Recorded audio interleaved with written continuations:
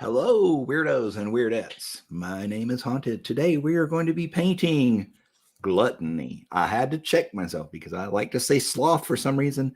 We're going to be painting Gluttony from the Crossroads 7 box.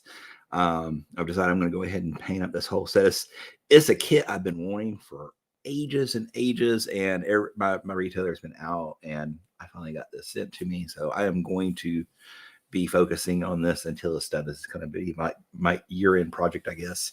If we don't finish up before then. Anyways, so we have got him primed and base coated, and sorry, getting an attack of allergies all of a sudden. We based him in Rhinox hide, and you notice. Whoa! I am so sorry about that. We have him based in Rhinox, and you notice he's not really that dark. It's because we have thinned it out and sprayed it over a zenithal coat. So it's not quite as intensely dark as it is out of the pot. I am really sorry for the allergies all of a sudden hitting me. Wow. All right. So first things first, I'm going to do a real quick brush tech. I'm just opening up a new brush. This is a Bomb Wake #1. They don't actually make this brush anymore. They have a new name for it, a new supplier, but basically same brush. All brushes are shipped with a starch on them, which keeps that nice little point nice and stiff and helps keep the brush memory. But you don't want to start painting with it. It's stiff, so you don't want to go and bend your bristles backwards and break the starch because it breaks the bristles too. So you have to gently rub it out with a little bit of soap. That's what I'm gonna do real quick. Put some in my palm like that, get a little bit of water. Can make a lather real quick. This is part of miniature painting, even though it's not actually miniature painting. So we kind of work that in a little bit without, like I said, without bending the bristles, and then just kind of squeeze the bristles a little bit. Don't bend, but squeeze. Work that soap in. Okay. Now this brush is a relatively small one, so it works a lot quicker. And then once you get it in there, you just rinse that soap right out, and you should have a flexible brush at that point. So see, we've got a nice bend flex to it, and it pops back to its point. That was all that took. Your bigger brushes will have more starch and therefore be a lot harder to do. But that gets it. Should gotta do it quick. Hey, McBluff, welcome in. How are you doing?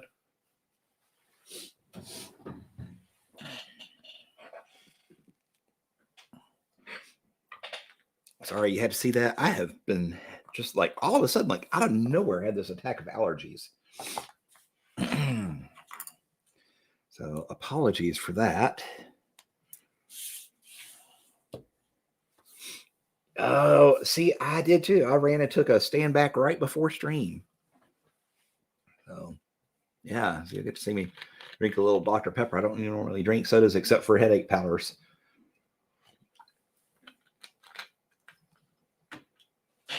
Okay, so we're going to get back to painting. Like I said before, we did a zenithal, and we did a spray of Rhinox hide over it.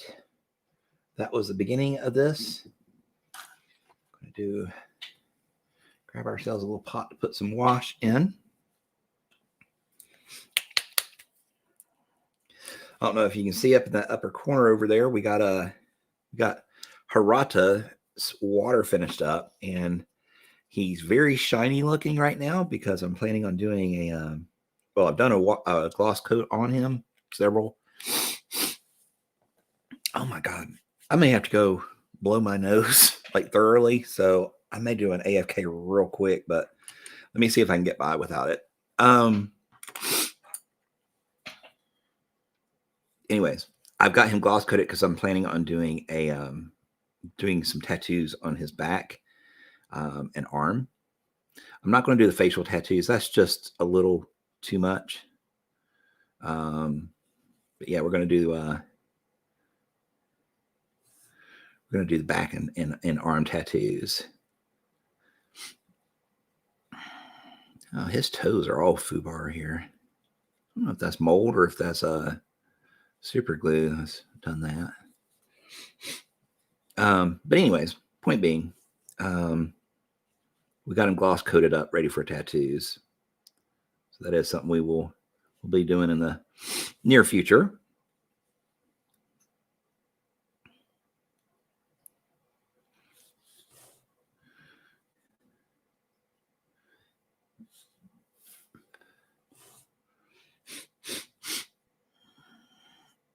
McBluff, have you ever had a standback powder or a goodie powder?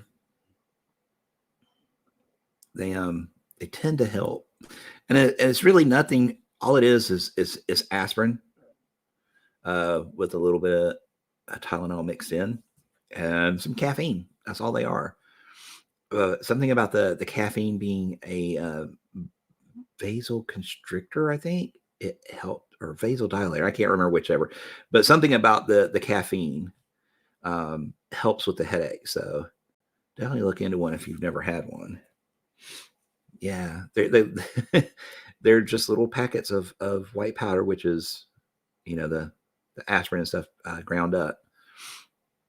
And I recommend taking it with a carbonated beverage of some sort,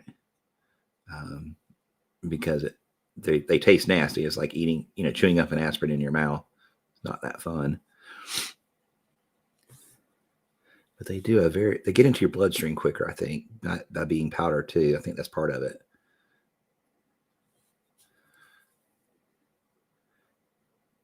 Yeah, because I practically live on those things. Probably not the best thing for my kidneys.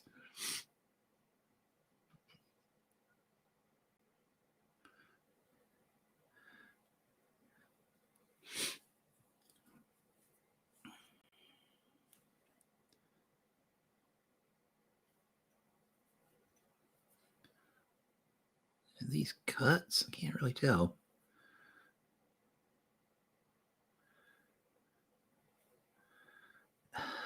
Get them in there.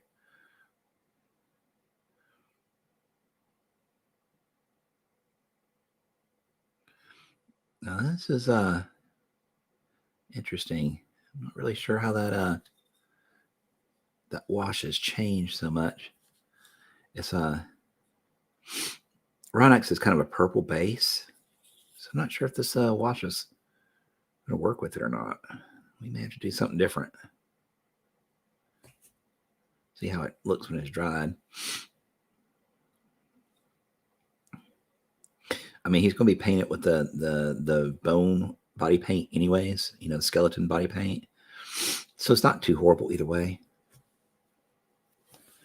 Hey, Doug, how are you doing? Welcome in to McSniffles stream today. I am currently sniffling my head off. Got an attack of allergies.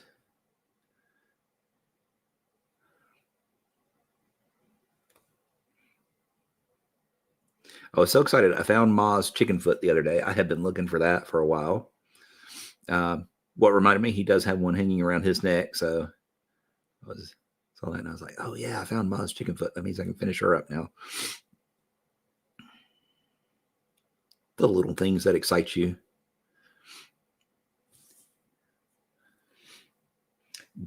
I am doing the full Crossroads Seven. This is like my end of year kind of special thing.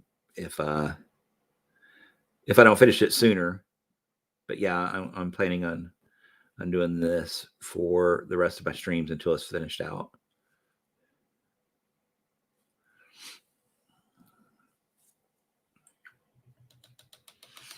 Because I mean, I have all the factions, so I may as well go ahead and do the box that goes with all the factions, right?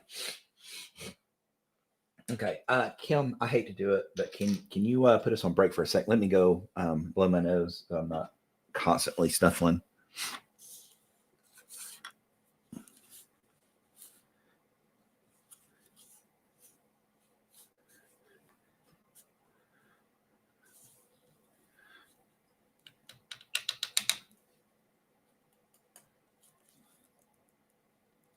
I don't know if she heard me. She's probably working on the Play Wyrd contest, or not the you know, the ones, the spooky Halloween one. All right, well, we'll just keep painting until she comes back. Trying to decide what I want to do his pants. We want to do them green or blue. I don't want to do them tan or anything like that. Green would kind of bring him in line with the... Ooh, wow, we got pixelated. Freaky. We kind of bring him in line with Gremlins.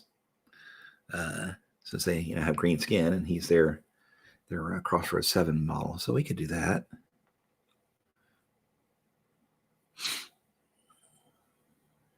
You're here? Okay. Can you put me on break for just a second? I'm going to go blow my nose and come back because I feel like I'm just sniffling constantly.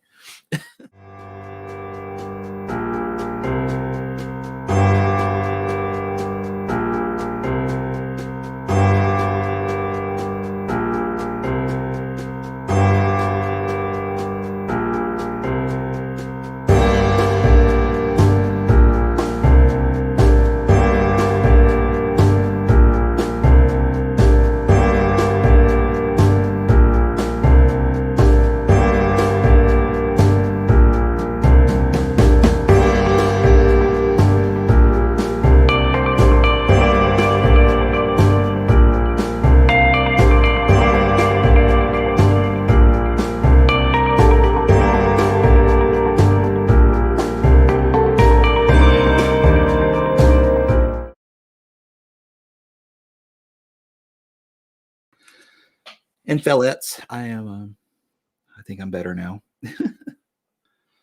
Let's get these paints based in. We're going to start with Caliban green.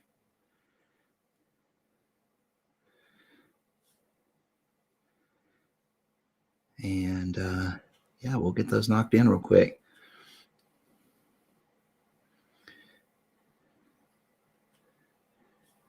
So Dougie, how you doing? What you been up to today?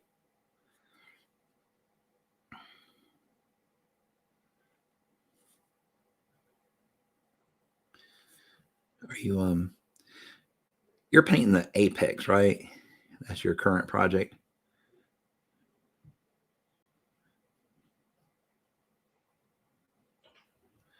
I do have that coming up myself too. Not for me as commissioned. I'm to finish up the EVS ones. I've got that one waiting in the wilds. That one in Cadmus. I'm looking forward to the Cadmus. Sorry, Kim. It doesn't have much non-metallic metal on it, so I'm looking forward to it.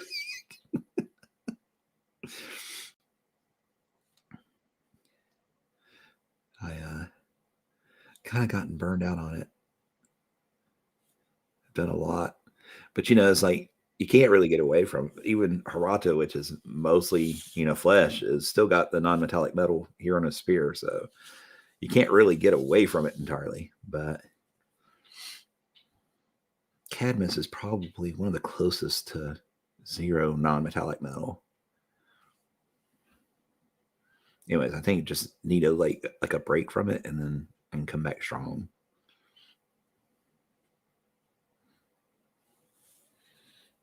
Working your way through the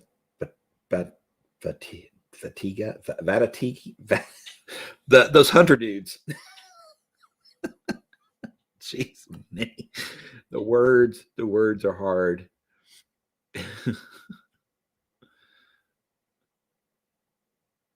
Vatiki, Watiki, Watugu. Sound like I'm reciting a spell. I went to Hogwarts. Watch out.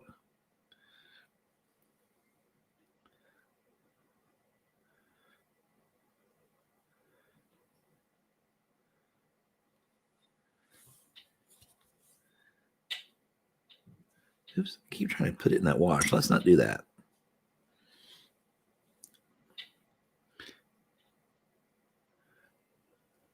I've got a Malosaurus Rex.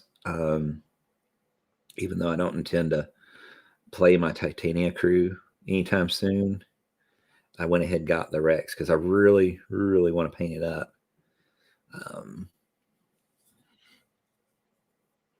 So that's definitely probably going to be in the near future. Not like, maybe not this year, but definitely early part of next year for sure.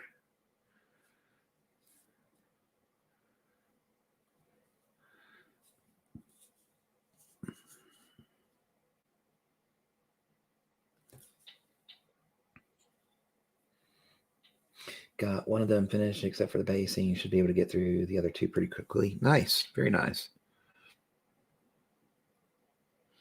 Always good when you can knock them out quick. I think that's rope there, isn't it? Kind of hard to tell with these pants. Go ahead and paint it green. It could be like stretchy material. They're his stretchy pants, his Thanksgiving pants. I mean, his name is Gluttony after all. He probably needs stretchy pants, wouldn't you think?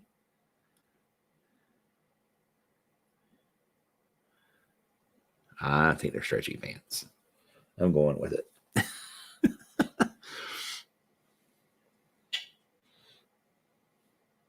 Yeah.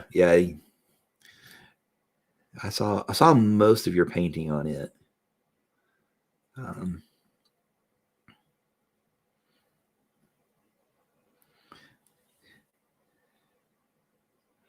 I've got one to paint for a client too, and unfortunately, it's a commission rescue. The artist he formerly had working on it decided he didn't want to work on commission painting anymore. So he just handed the stuff over right then in the state it was in, packed it up and sent it to me. And the Malosaurus Rex has milliput piled up in all the joints, fully cured, but not smooth.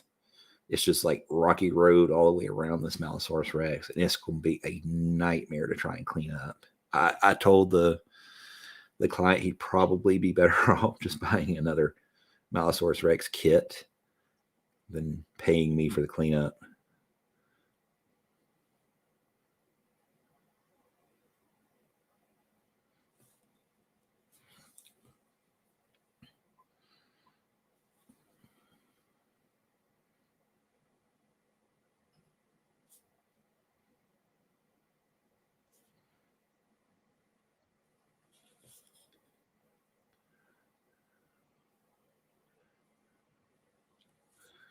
Okay, about got our base coat in the green.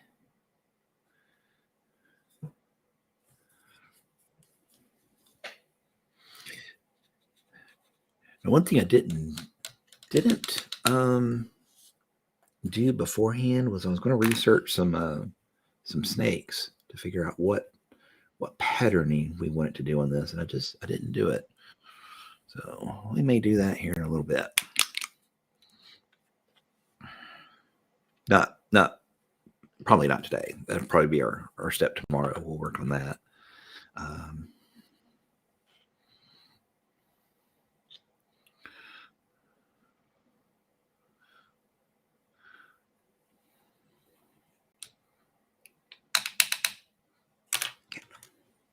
Hey, under construction, a Malosaurus plushie.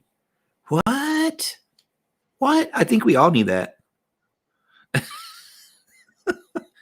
You can't just come to class unless you have one for everybody.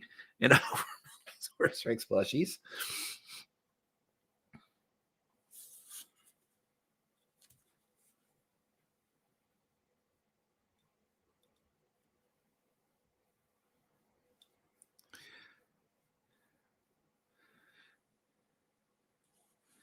You know how I said the wash was not working because it clashed with the Rhinox hide. We just decided to take the Rhinox hide, thin it down, and bring it in as our wash.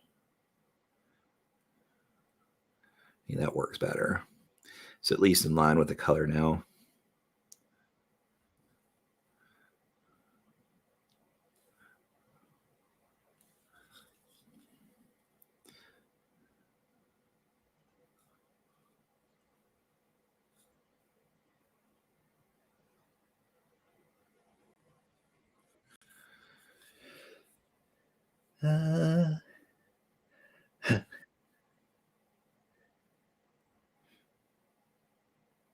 Oh, I thought he was saying he might have one. That's why I was like, well, you can't come and talk about a plushie Malosaurus Rex in the classroom without bringing one for everybody.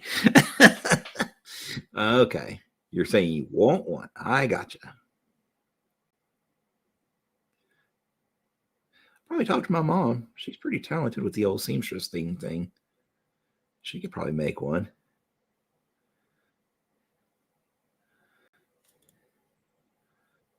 She used to make all my costumes when I was a kid for Halloween. Mainly started because we were dirt ass poor. Didn't have money for costumes.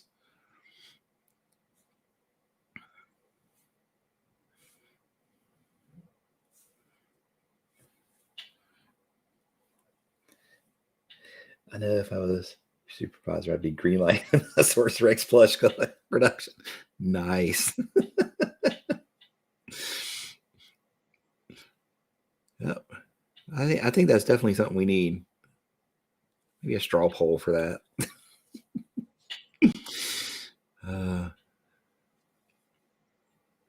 Problem is, my cat would claim it. I had this really nice plush blanket, for cold nights or whatever to fill the sofa and stay warm. My cat claimed it. I got another one. He claimed that one too. And I was like, damn it, cat, I need one blanket. You got to leave me one, sir.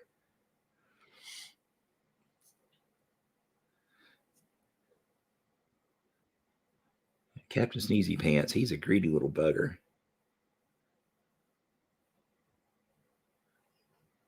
All about him. I don't know how he got like that.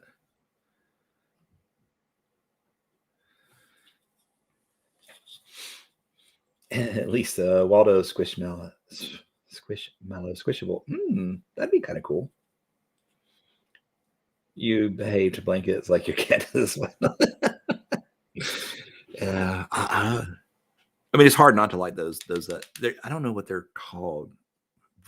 They're not velour, but they're kind of like velour / velvet or whatever. I love those things. They don't stay clean worth a damn, but they're very comfortable.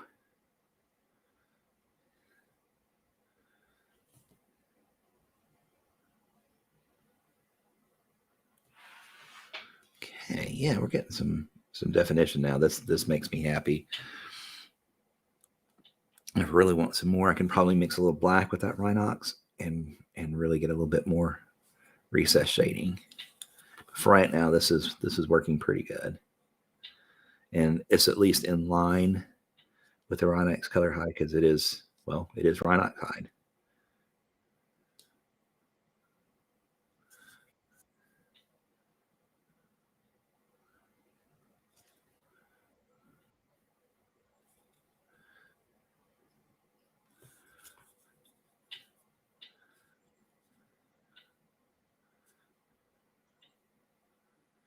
He got such a chunky, cheerful face. Look at that. It's so cheerful.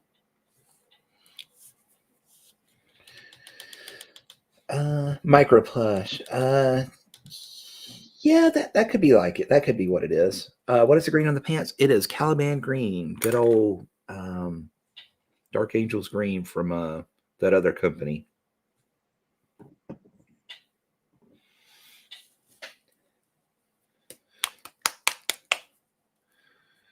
I'm gonna mix a little warpstone green with it. I don't have a lot of their paints, but there are some that I just cannot get away from because they're so freaking good. And this green line, the Incubi Darkness line, their yellow line, and their Mephiston red line, and I really like the brown. So, I mean, that's a good mini colors, honestly. But I like the little triads that work with them, and they have great coverage. So stick with them. So we're going to mix that warpstone with the Caliban because we don't want to go too light up front.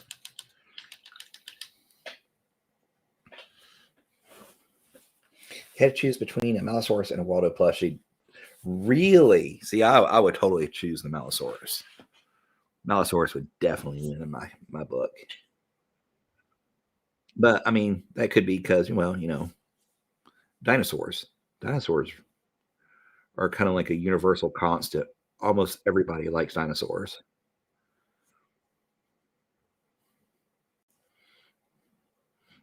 And for sure, everybody 6 years old and younger likes dinosaurs. I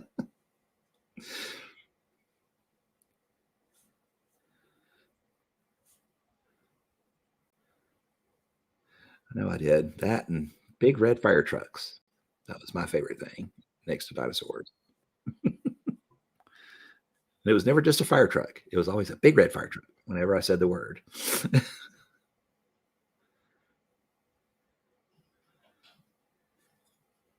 So basically just kind of catching the tops of each of these wrinkles here.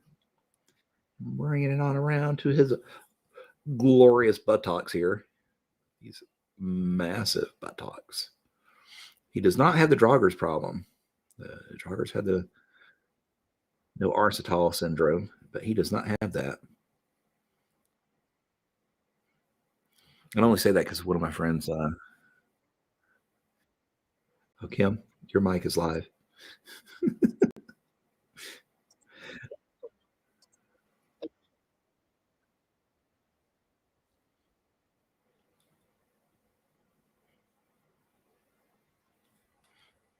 Hi, Kyle.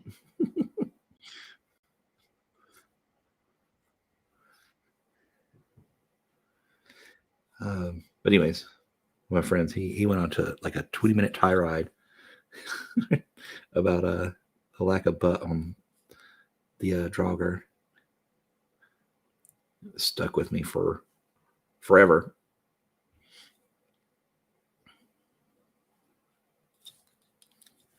All right, so we're just about done with that first highlight color.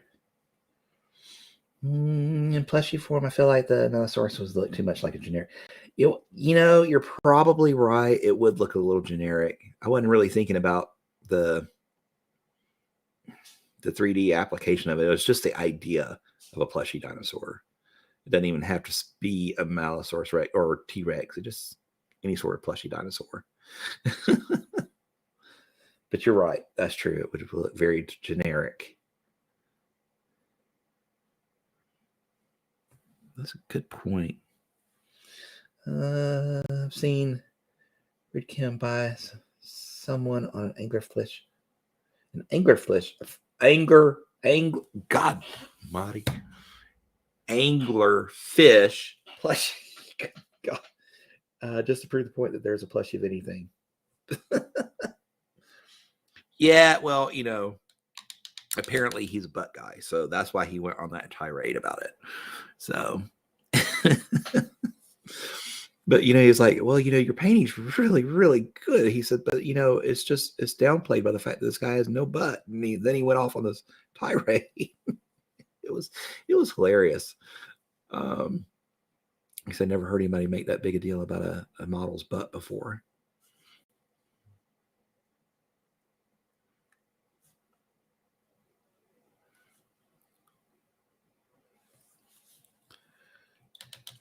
Build a bear Waldo. That's kind of cool. I like that idea. Yeah, Waldo would definitely capture it better. I do believe you're right. Okay, now I got to get in here, wiggle in here, and get this green in place. This is not going to be easy. Because if I screw up, I'm really in trouble because I can't redo this paint. Or I'll have to really work on redoing because this is zenithal, thin coat over zenithal. There. Got most of the overflow on the snake, which is fine because we'll be painting the snake.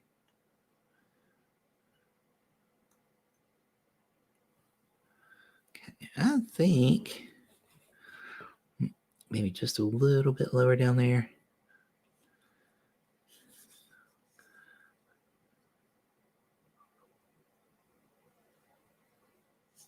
There. Okay, good. Whew. That was rough. Oh God, Doug, that's horrible. That's terrifying. Build a bear flesh construct, sir. No.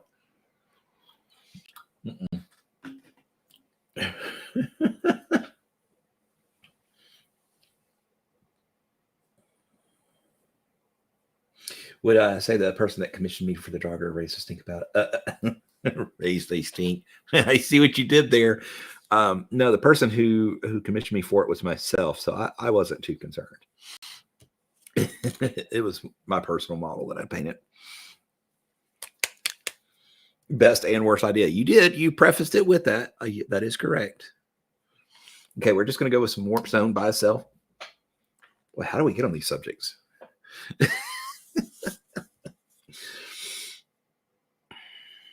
All right, so let's kind of work this highlight in a little bit like we were doing the other.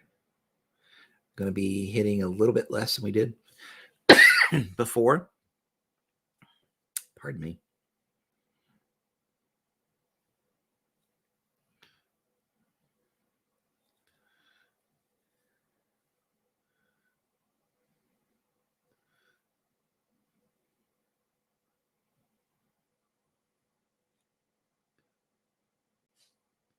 I think this will, like I said, doing the green, I think will help tie him into the bayou.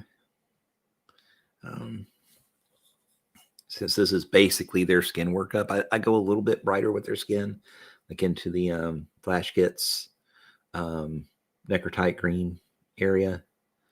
But I don't want to go quite that high with the pants. But at least this kind of gets it in the ballpark, so you'll feel like he ties in a little bit better, I think.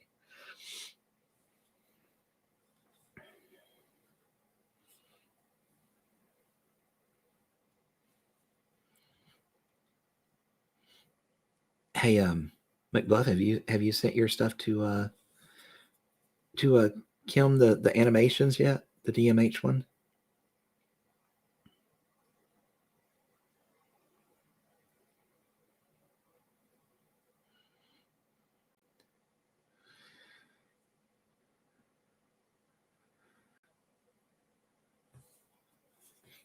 You did? Cool. I dig all your animations. I think they're very cool.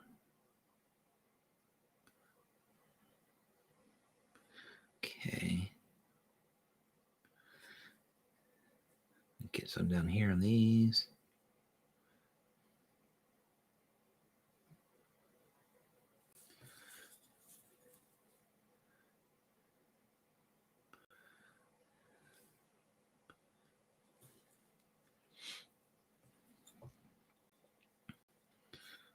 All right.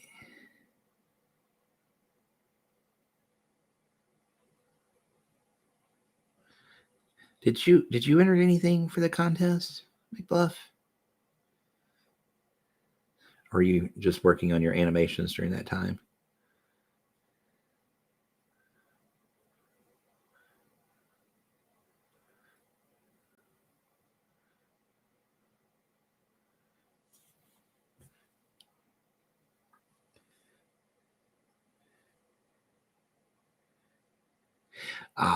Yeah, Dead Odyssey Gamer, man. He's an awesome dude. Like the friendliest person you'll ever meet.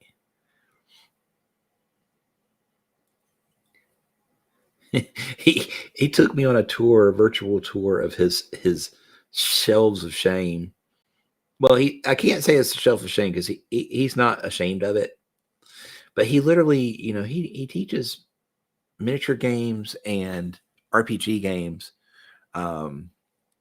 to children that are, I don't know if he said they had behavioral issues or social interaction issues or maybe a combination of both. But anyways, he's literally a government worker that does this for the children to help them build those social strengths back up through RPGs and tabletop games. So anyways, he has basically like every single faction, every single keyword in the whole game. But he was taking me a tour around his house and all the bookshelves full, each little boxes, like plastic shoe boxes full of a keyword each. Okay, now we're going to move to. You didn't submit anything? Oh, you should have. Move to a little bit of warpstone and some of that moot green. This will be our final highlight on those pants.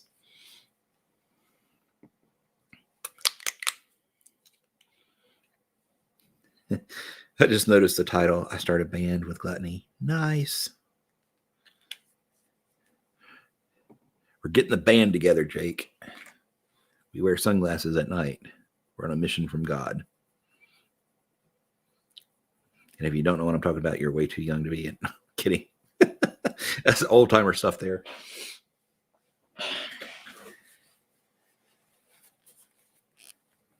You seen some of his collection? Nice.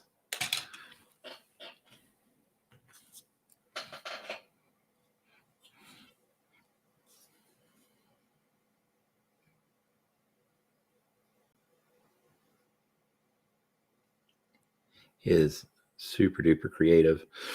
It was funny the night he was playing one of the RPGs. He had taken an image of the Malosaurus Rex, modified it, and made it into this undead monstrosity of a dinosaur. And I was like, "Huh, is that a modified Malosaurus Rex?" And he was like, "You had to come in here." I knew somebody was going to come in and say something about it. It had to be you.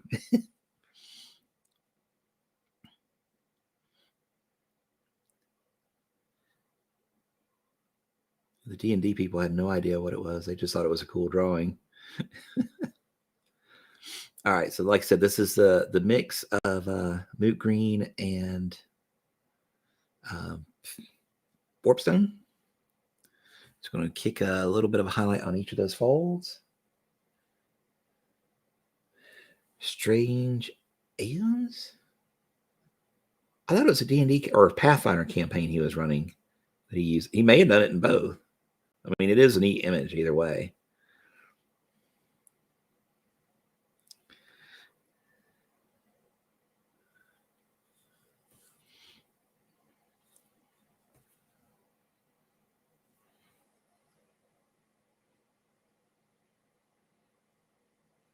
You were, oh, that's right. You were there, weren't you? Well, you know, us Malifaux people, we just keep our mouths shut.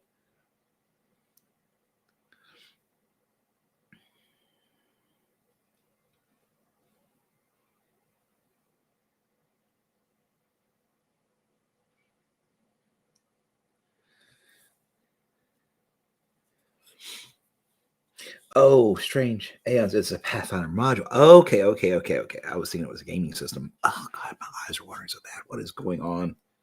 Allergies, you suck. I mean, we're in the middle, basically, of winter. I should not be having allergies.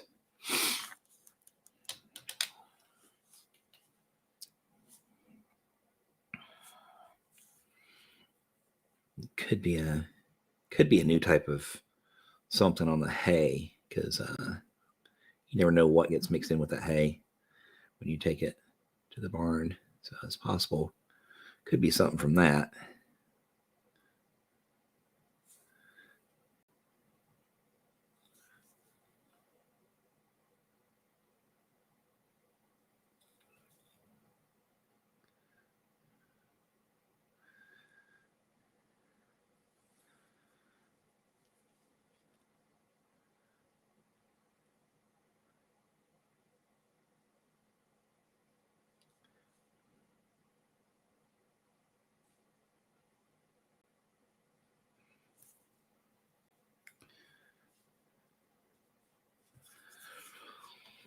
Okay, there's that. Okay, let's see here. The green is pretty well done. We're going to do a little bit of moot by itself on like the edges of the phrase on his pants. Just get those stand out a wee bit more.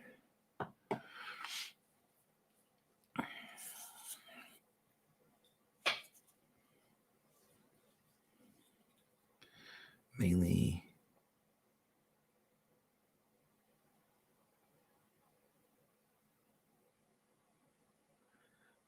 on the top if available. There we go.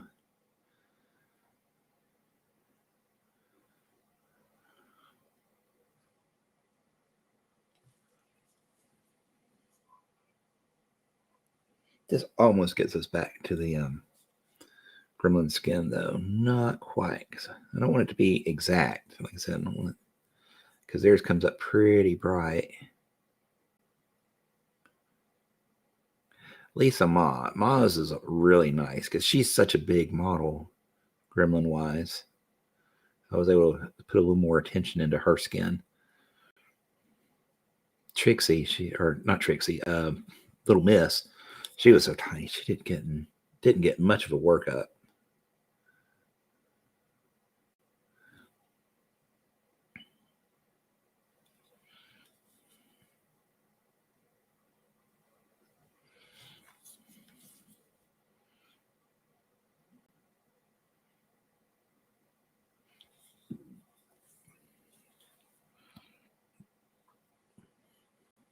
Just to show you, she's dusty, but that's my goblin skin workup. So you see it's same colors, but not quite as bright on Gluttony's pants. Like I said, I wanted it to tie in, but not like overpower it.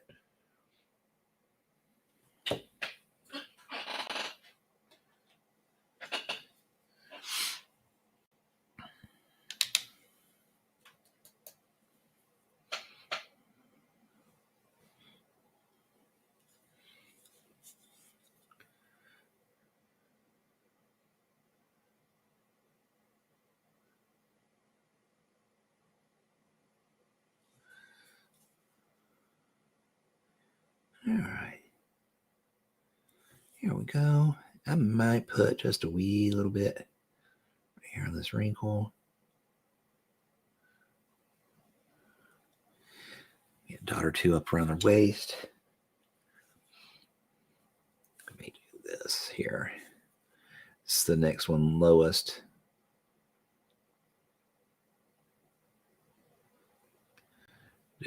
That's it. We'll just do little dashes here to symbolize his stretchy pant waistband.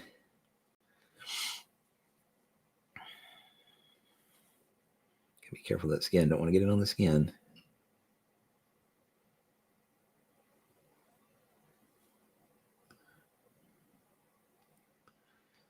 Oh, camera shake number 1 today.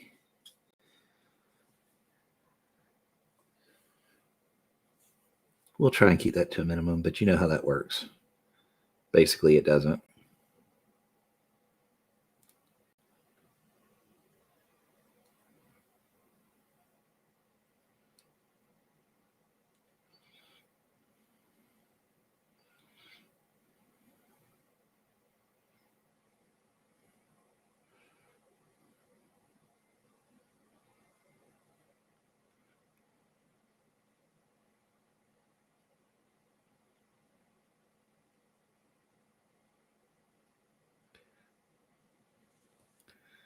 Okay, here we go. Got his stretchy pants done.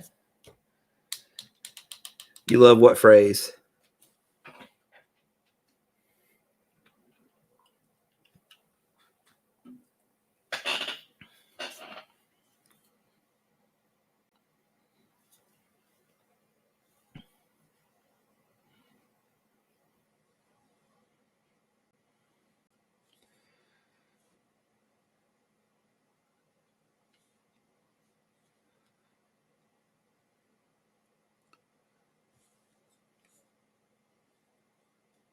No, you know, it works essentially. It doesn't. We need to add that to my quotes then.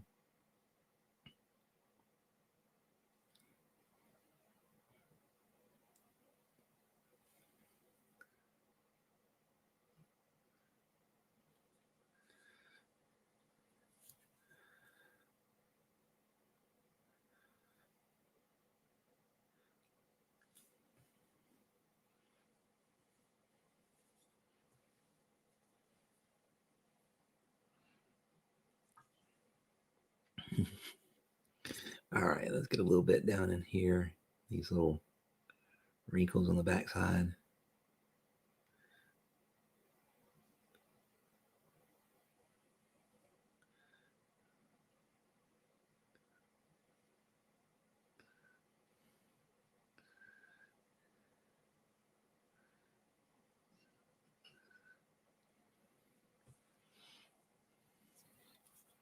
I got a little out of hand there. Let's tone it back down a little bit with some of the previous mix.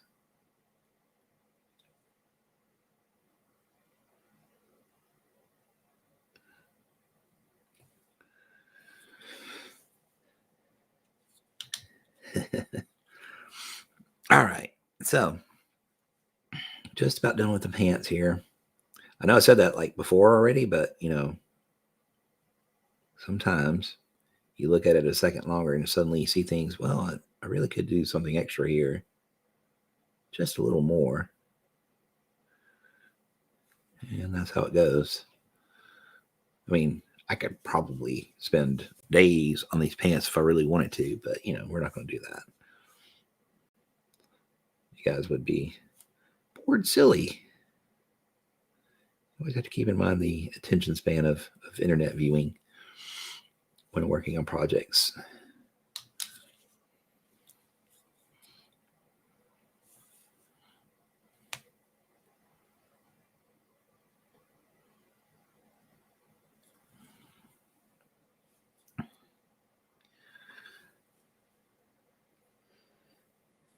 We won't do that, or are we?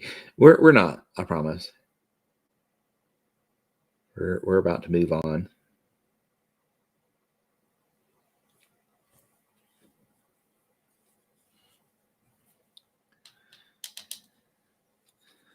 I'm trying to determine how I want to paint this. I mean, I guess I could come in and paint it actually pure Rhinox. And then do this like a light sand color up here where the skin is, ivory, sand ivory color. Because I definitely don't want it the same color as his skin. So let's go in and do some little Rhinox painting on the back side of that drum there. We'll work on that next. And we'll probably go in and reinforce the recesses again on his skin if we need to. That'll probably be next step after this. We're getting a lot of good quotes from me. I think we need a quote builder.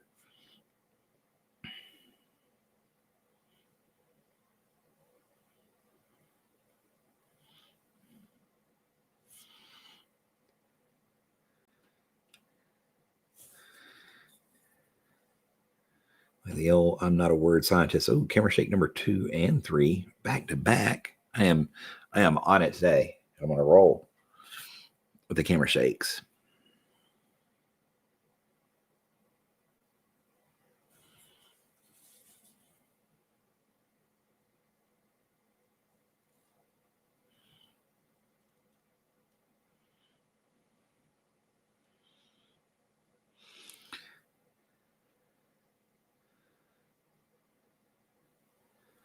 And just FYI, this guy, he basically balances on tiptoes. So he's one of those big models on tiptoes is hard to mount. But once you put the drum between the legs, I was going to leave the drum separate. And then I realized, oh no, he kind of needs that drum to balance.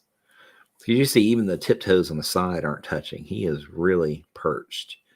So what I'm probably going to end up doing is when I'm finished with the model, I'll probably end up pinning the drum because his feet will provide enough contact. And I don't think the drum will by itself. So probably going to pin that drum when we're ready to mount him permanently.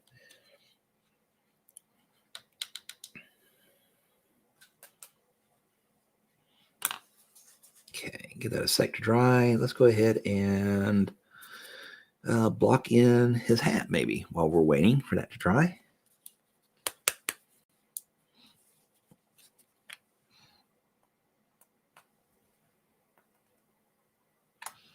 Let me get my paint to work. Here we go.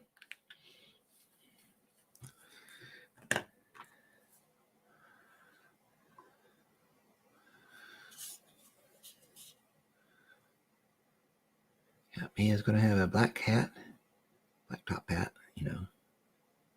It's not a very big hat. I guess that's why he's not the leader. Now, does anyone know about how the Crossroads 7 play?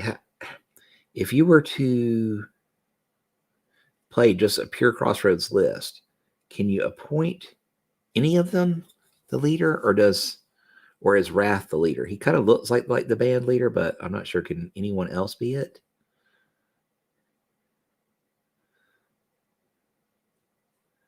Because I don't see, Master on any of the cards.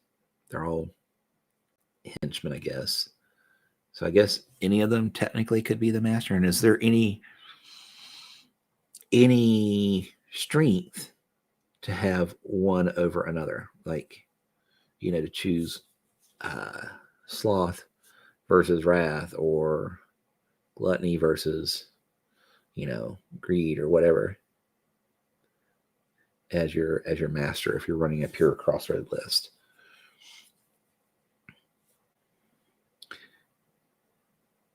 I mean, mainly I got them for their individual potential use in their factional place, but I was wondering about playing them as an actual army, as an actual list. How that would work best.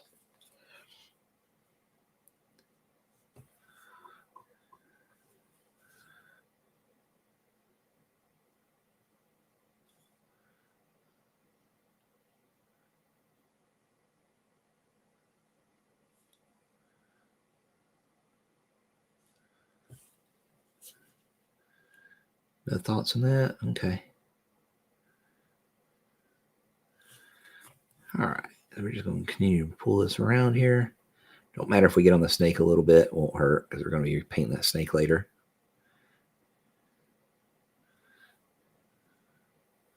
Just avoid the skin at all cost, because trying to fix that would be really difficult.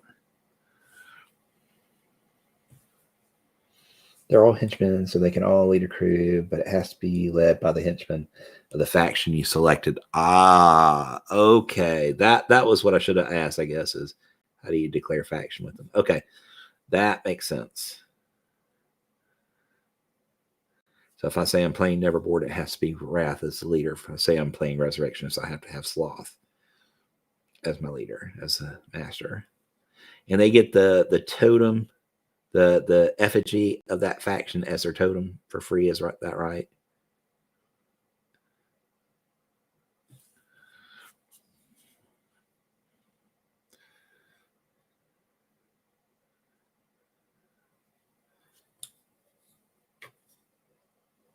Okay, very cool. See, I learned something today.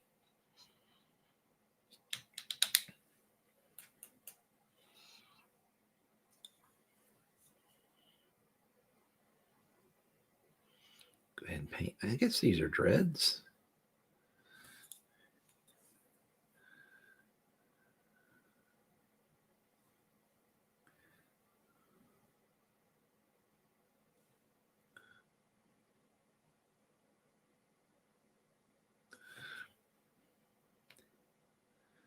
I feel like I'm about to paint Big Jake here with these dreads and all the little bones and necklaces. I still do need to paint him.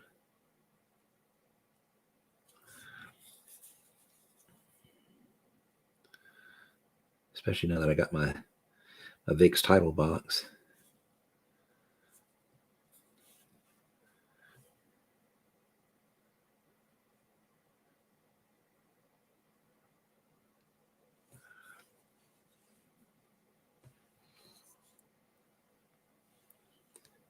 Okay. Get in here and get this little bit there. So trying to avoid that face.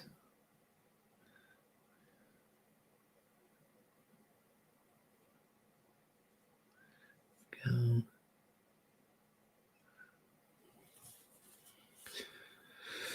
Okay, all right. So we got that down there done. It's dry. Now we're going to pull in a little bit of this black. We're going to thin it down a lot. Come in here and line this. Like that, like so. I'm going to do the same for all these little cracks and crevices. We'll highlight those later. For now, I want to get some recess shading on them.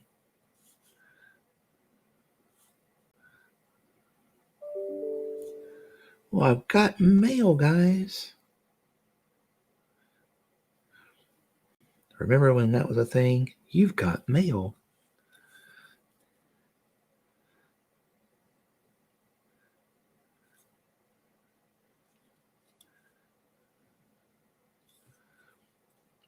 Most of you probably don't.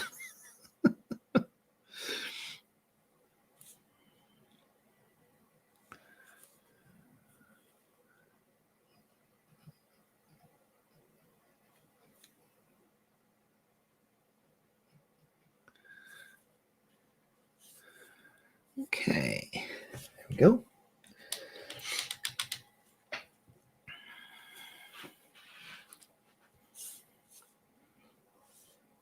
Now we're going to come in with a little bit of,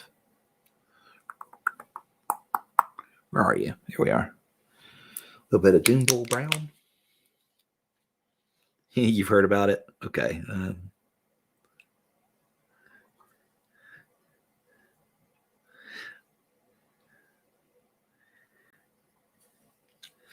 I was not part of AOL culture. I mean, I was around for it, but I was never an AOL customer. I was an Earthlink customer, which was around the same time, but they didn't have the same system that AOL had. So it was like a completely different world to me when I would visit a friend that had AOL, because it was like all these news and columns and topics that were readily available at once, one spot. And of course you had your AOL instant messenger and stuff, which was nice. But yeah, I didn't actually have it myself. Okay. But that was what it was known for, is that would come on with that announcement. You've got mail. Anytime an email came in.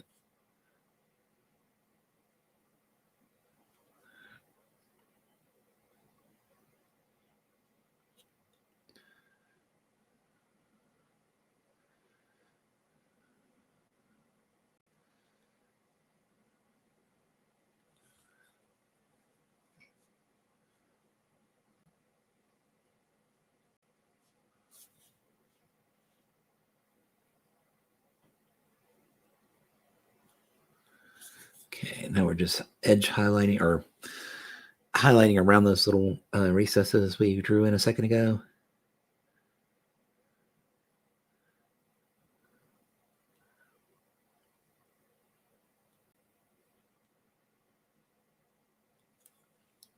And we'll also draw up here around this ring, the two pieces of the drum to come together.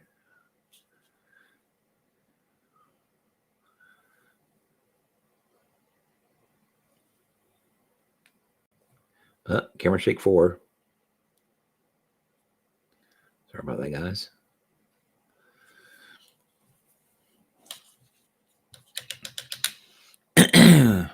All right. Now we'll come up around the edges. And this is, we're going to just try and hit areas that don't have those ridge cutouts, right? Or splits in the wood or whatever.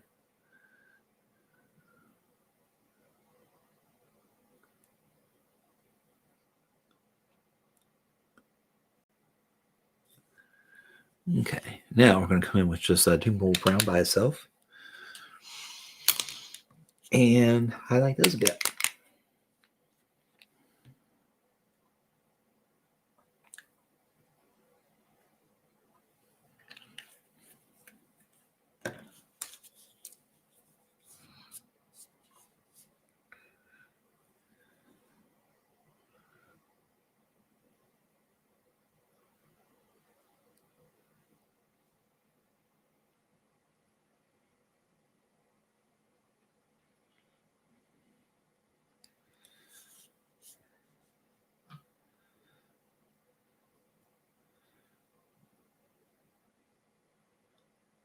Concentrating mainly toward the lower end of them,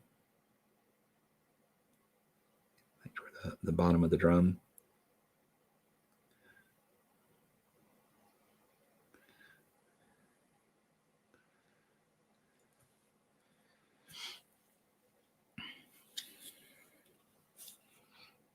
Okay, and then we'll line up here on the top again, where the two halves come together. We're not going to hit it, wrap it all the way around like we did before. I know you're probably not seeing a whole lot of that because it's dark, but hopefully when I expose it back to the light, you'll be able to see it again.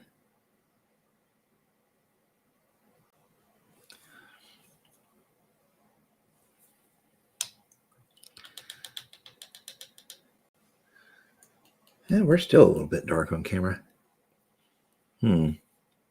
It looks much brighter in person, I promise, guys. All right. And some of this detail underneath, I will again have to come back and get it after the model has been removed from the base, like we were going to have to do with the harpooner, which I forgot. I put her back. I put her in the finished pile, but I've got to come and pop her off the base and do it underneath on her tabards. But I'm going to have to do that with this guy as well. Wonder what color we want to do alternating here. Now on Abuela Ortega, I did red and green because that's a typical kind of Mexican Mexican flag color, I think it is. So red and green and white. So I did that, but I'm not sure what I should do with these. I could, it'd be hard to do with 3 colors and only 2 alternations. But I was thinking of red, green, and yellow as kind of the Jamaican flag or the Rastafari look. But I don't know if I can do that with this. We'll have to think about that one. All right, so I'm going to come in and cut that in with some sand color real quick while we're thinking about it on the surface of that drum.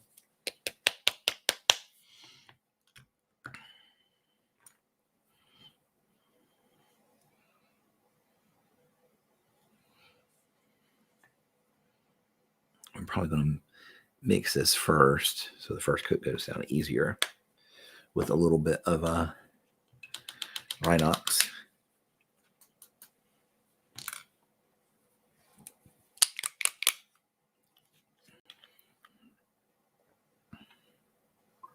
Because the Ushabti bone does not go down very well by itself. Probably one of the worst colors for coverage by itself I've ever seen, next to most yellows anyways. This looks like a pretty gross color, but it's only going to be the base coat, so don't freak out. So, it's actually not much different than the other, huh? Oops. How about that? That's Rhinox hide 1-to-1 with a Ushabti bone. It barely lightens it up at all. Wow.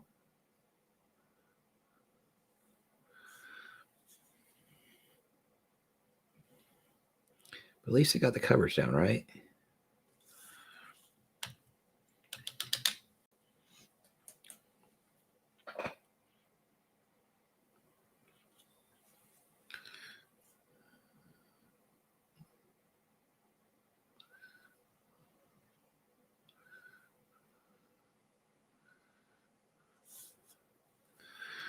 We'll just do it this way, I guess. We'll do it in thin coats. Probably take us a few. Because like I said, it has very low coverage, but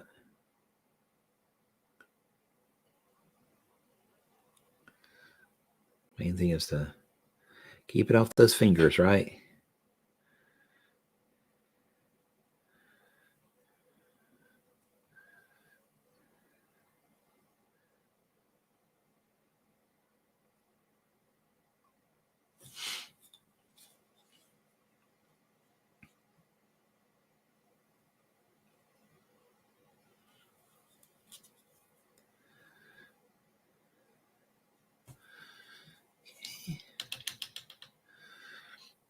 And I'm going to break out some ivory real quick while we have that to dry. Drop a little bit of ivory down. I'm going to pull in his teeth real quick and get our new brush that we pulled out earlier and cleaned up.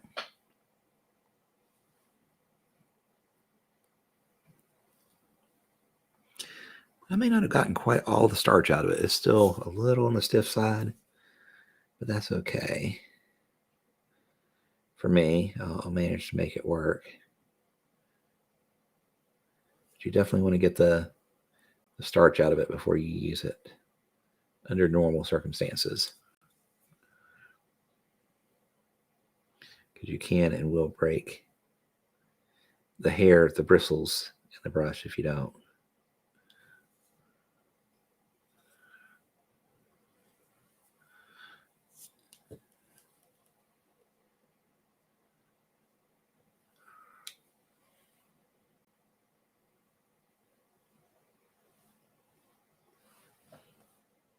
Okay.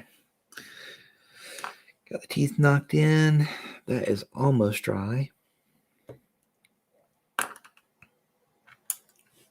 Get ready for another coat.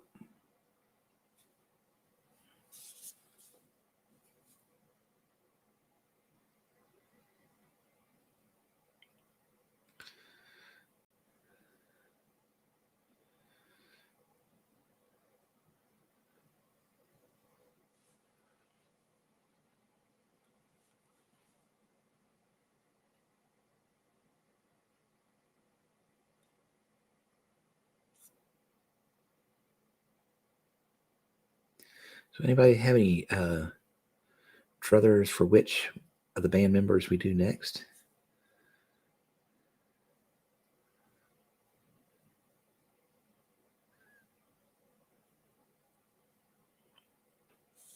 My personal suggestion is Sloth. Mainly because I get those two, Sloth and Gluttony, confused. But that's just me. Plus, I dig the fact that he's kind of like, he's kind of like a Slash from Guns N' Roses. Kind of.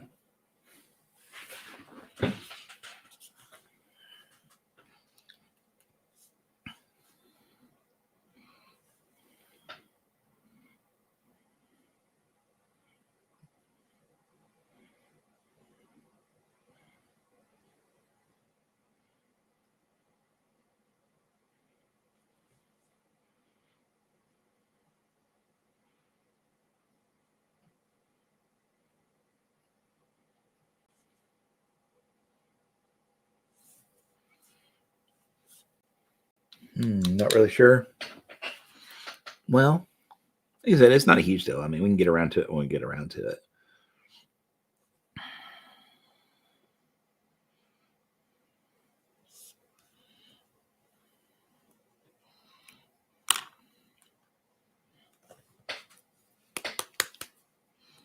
But always good to have it, kind of in mind what you want to do next. Like I said, if it was me, I'd probably do Sloth. That way, get that confusion out of the way early.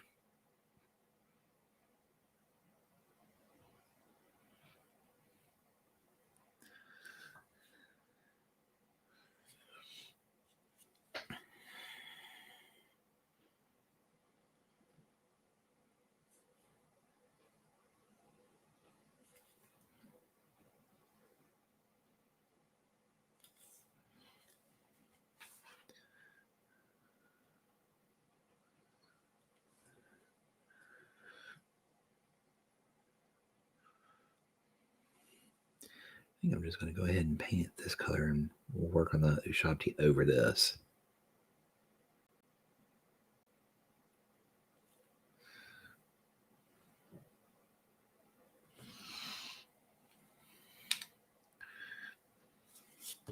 Cowl.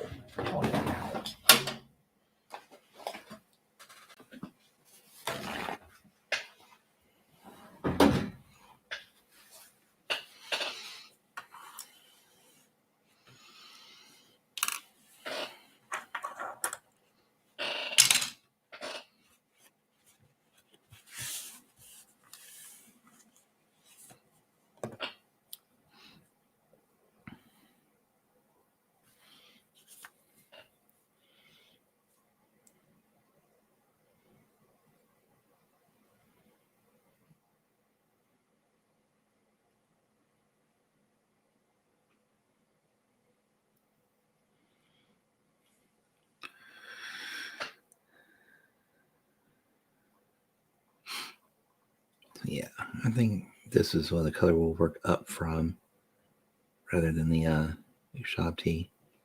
We'll still work up to Ushabti, but this is the color we'll start with.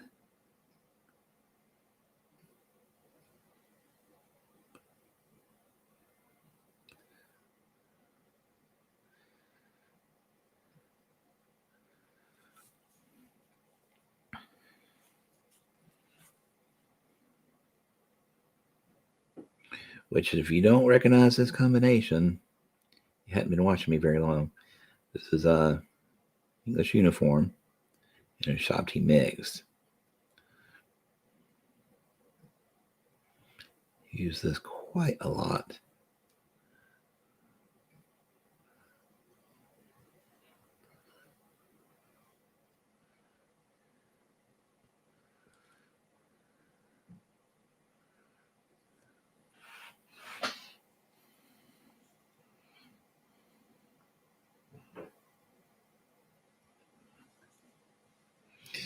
Come in here and do the same around these little teeth bones.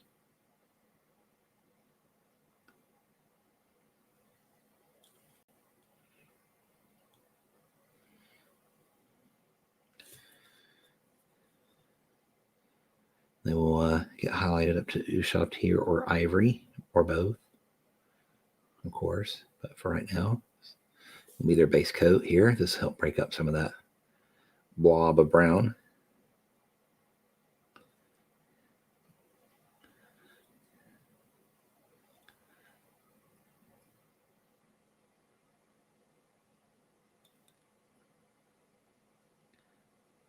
Well, that was a tooth there, but I think it's the top of the chicken leg right here.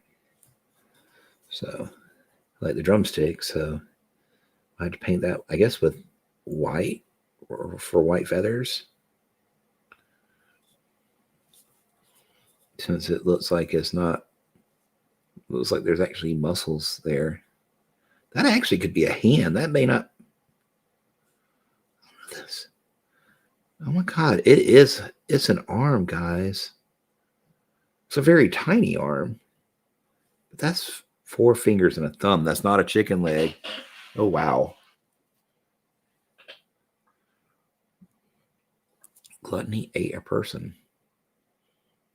What is this? Full Metal Alchemist?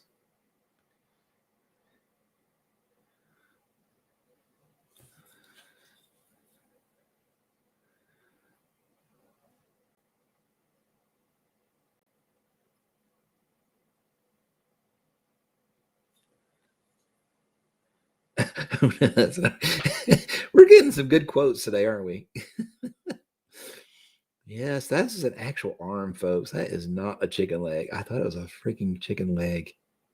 It's a human arm. Gluttony. Seriously, what have you been eating, bro? Who have you been eating? That's just gross. Maybe we should have made you the Arcanist henchman, and you could go hang out with Rasputina. I hear they like to eat people too.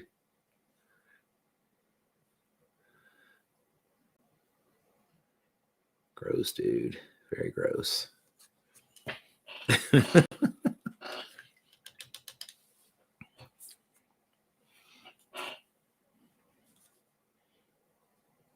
I can't believe that.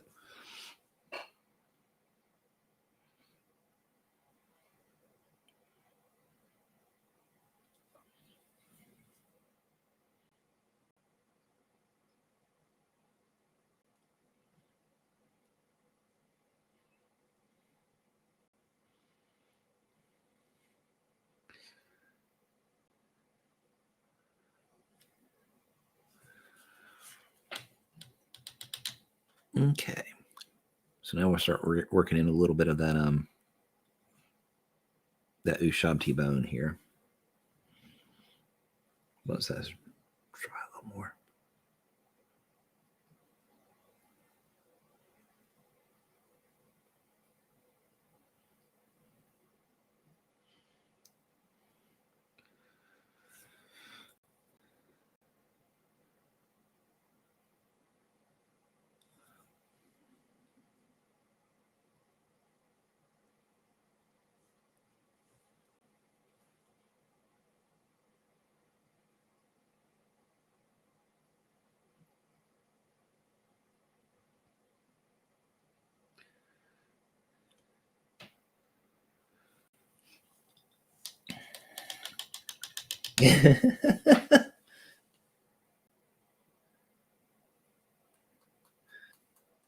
What a neat response on eating people. Well, I don't want to freak out on stream or anything, but the dang. That's why I said he should go hang out with Rasputina. I heard they do that.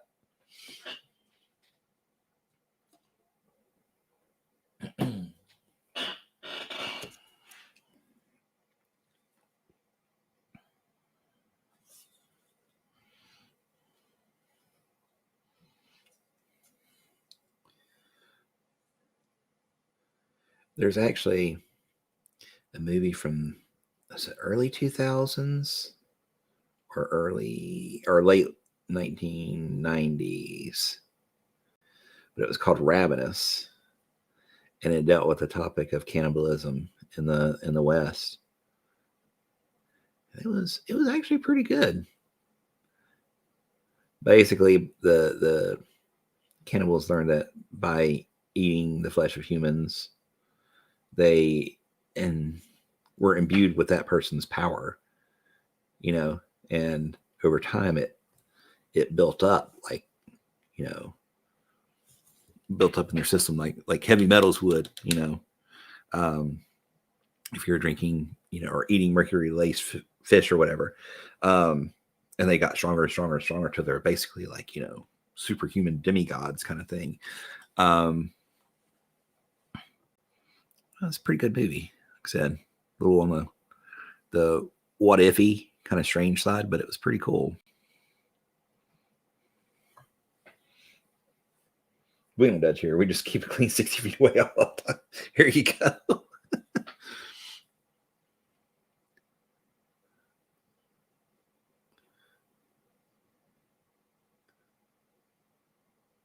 This is a little bit of that Ushab tea mixed with some ivory. Ebony and ivory. Sorry. I can't sing. There we go.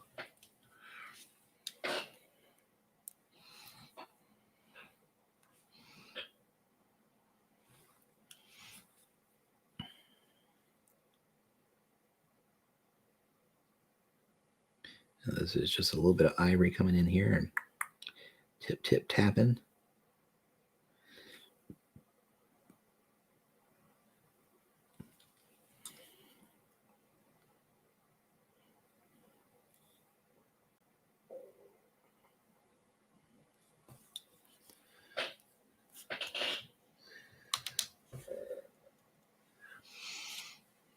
Okay.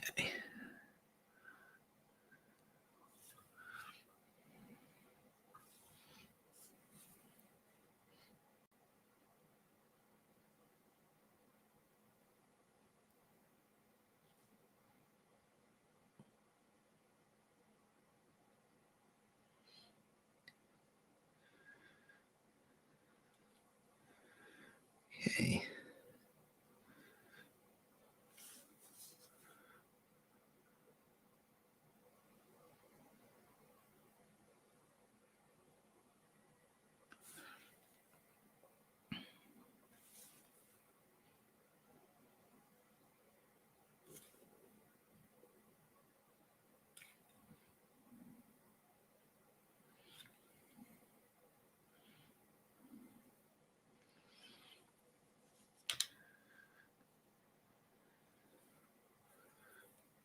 So we're just kind of working that or Ushab tea, not ivory, around up here. Doing kind of concentrically smaller circles of it, and then we'll probably, that's going to be the last of it, and then we'll bring in a little ivory and highlight up around the top there.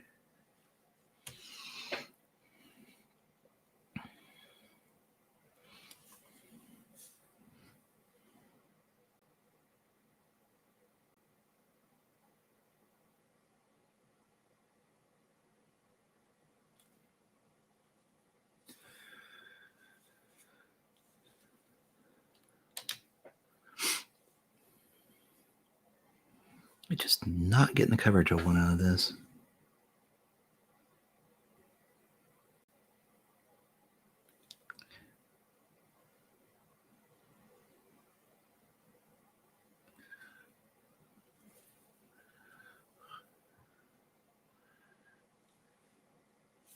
There we go.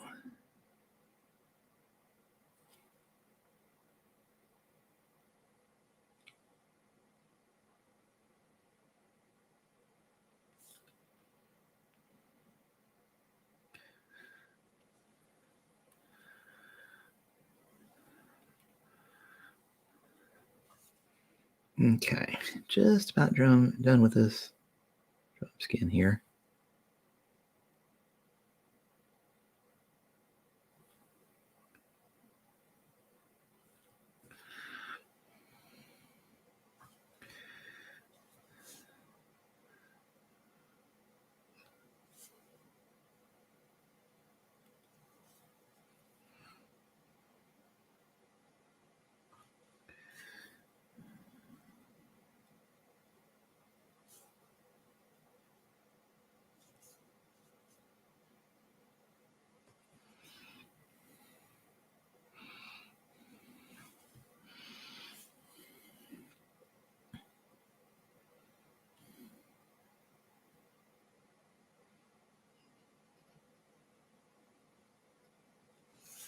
Okay, yes. May do just a wee bit more here in the center of that.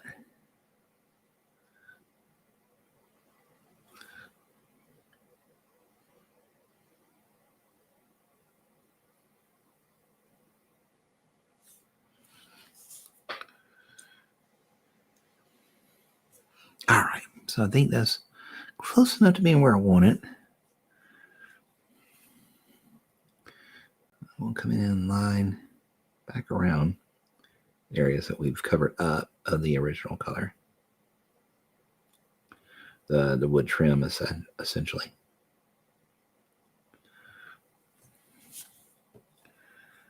This is Rhinox hide we're using here.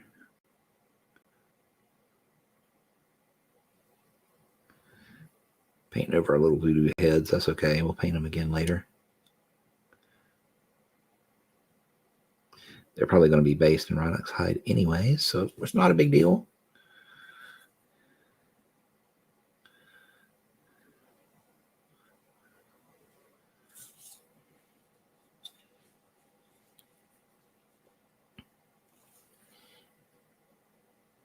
Kind of a slow day today, isn't it?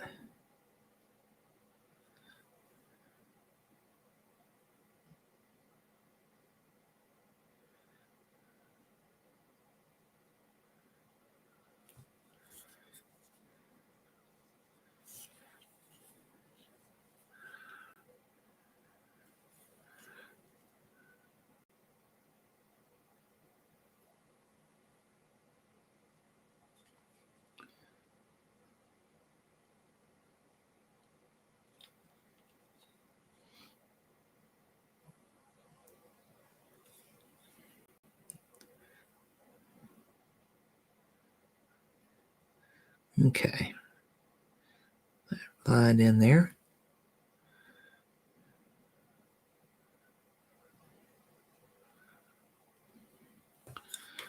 All right. No problem, McBluff. No problem. Just a general noticing, or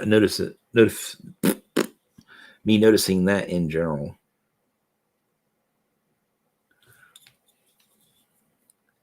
Definitely slower than my usual.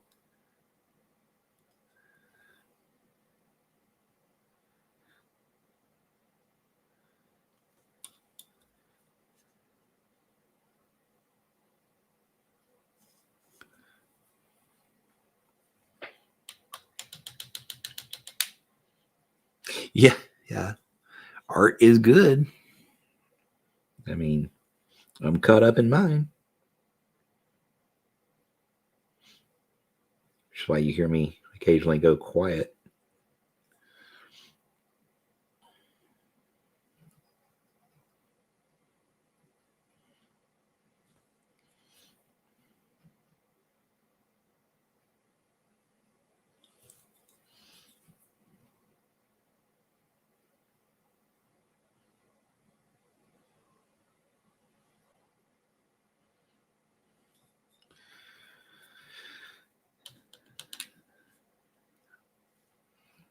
Okay.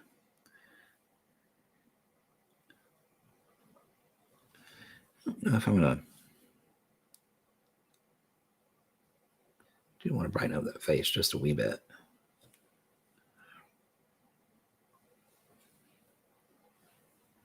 The good thing is we can use this color we mixed for the drum skin to do so.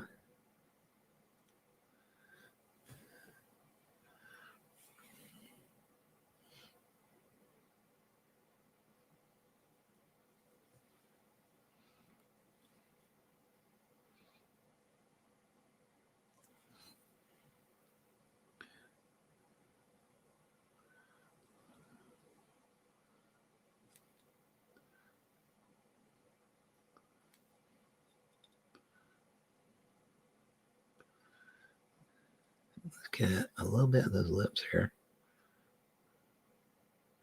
Those cannibal lips there. Gross.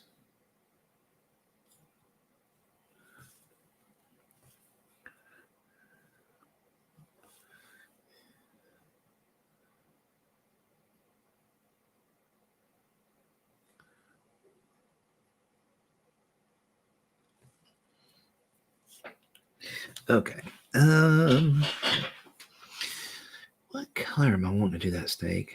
We never figured that out, did we? I guess I probably should go ahead and do this hand.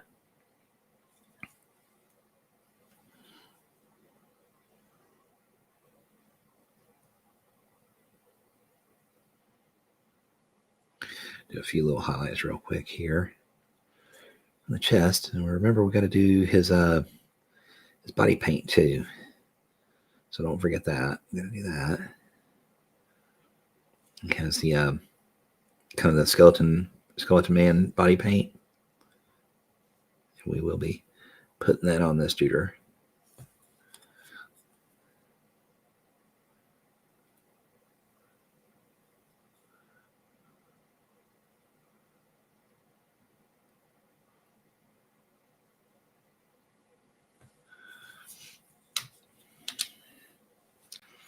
Okay.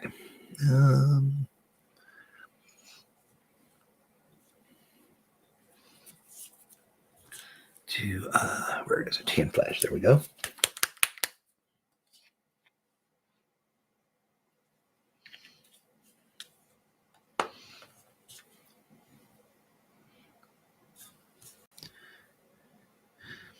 I guess the reason I thought it was a chicken leg is it was just so small.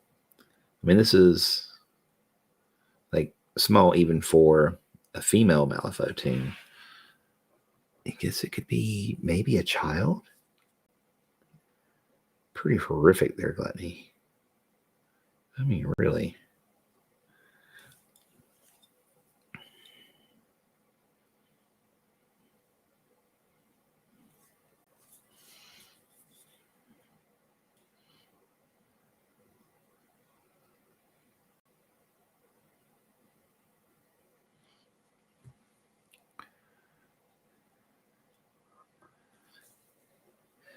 Oh, it's definitely not a gremlin foot. Could be a gremlin hand. It could be a gremlin arm. Yeah, that's right. It could be that. Gremlin arm for sure. Because it's really tiny. Once you see it outlined, you'll see what I'm talking about. I don't think it would be a human hand, but gremlin hand possibly.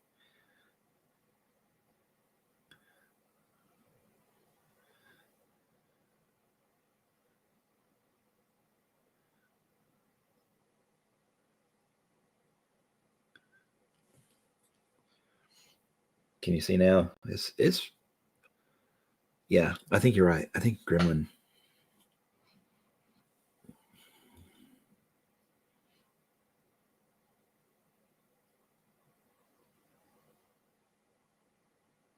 In which case it shouldn't be flesh colored now, should it? It should be green. Well, yeah, why didn't you say that earlier? You could have saved me some trouble. I gotta redo a skin tone. Yeah. Yep. Dadgummit. Now I gotta redo it.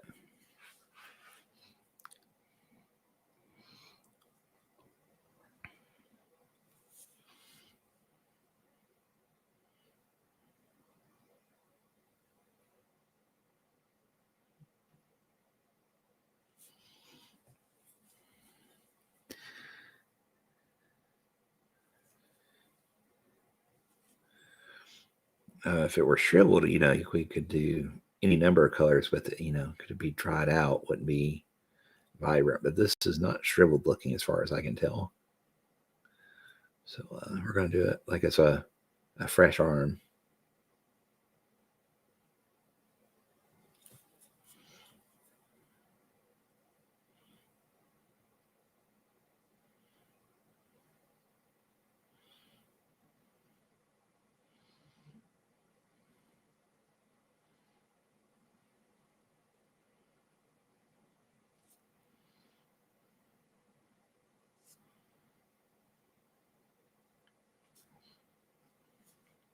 Good thing is I've got most of my colors already laid out. Isn't that awesome?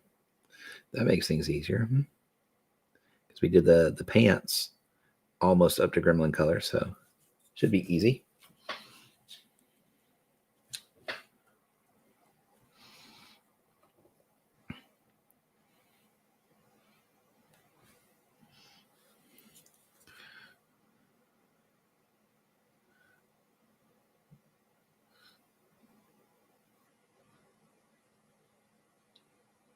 This is that first mix.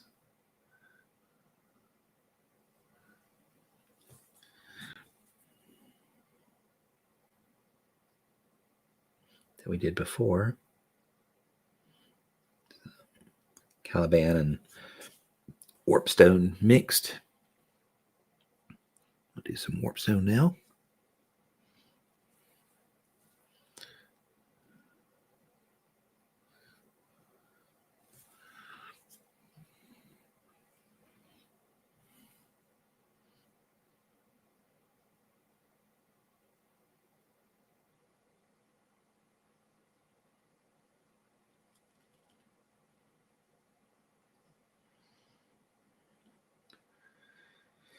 Looks like it has a bracelet or something up there.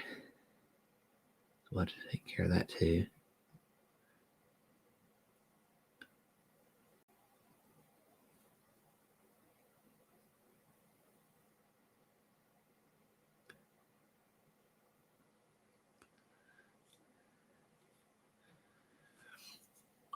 Okay, now we'll move to a little bit of boot green. Try to get the tops of the fingers and the knuckles with this.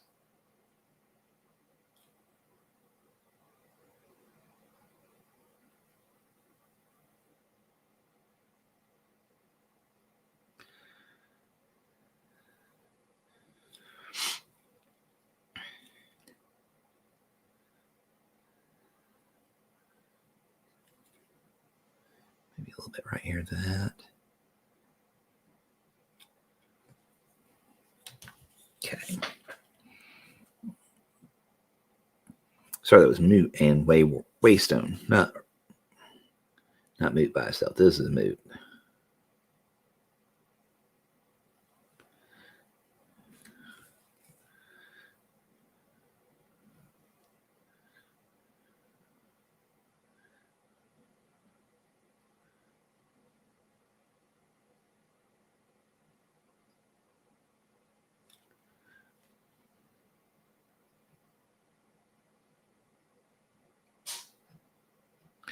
Uh-oh.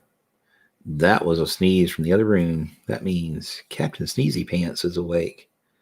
He may pay us a visit. All right. Now we mix a little bit of Flash Kits with that Moot green, and we'll just do a couple little spot highlights here and there. We can get it to come out of the pot. Yep, he is definitely heading this way. Sneezing as he goes. Snuffle.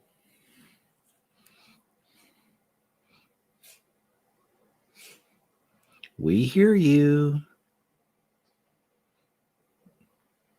You're definitely not sneaking up on us, child.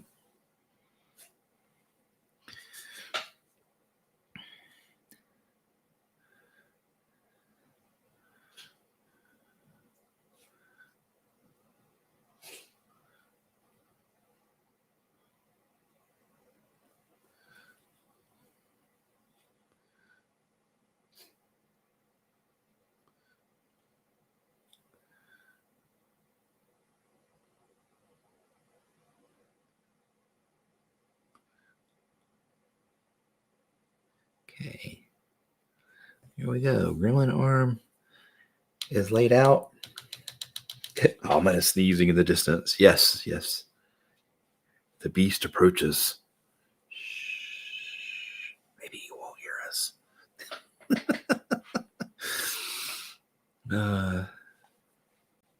My cat.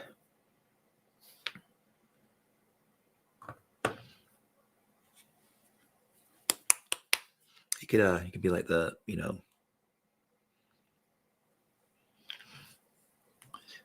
the big bad in a horror movie. Dun dun dun dun dun dun dun dun dun dun. Let's see here. We can get that little bangles painted in.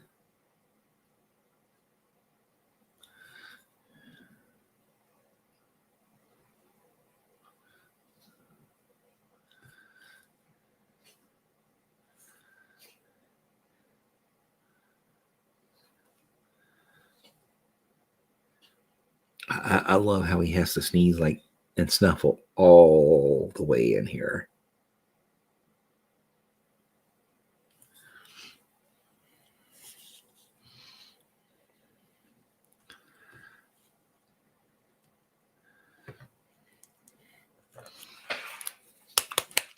Okay, get some of this going here. This is neutral gray.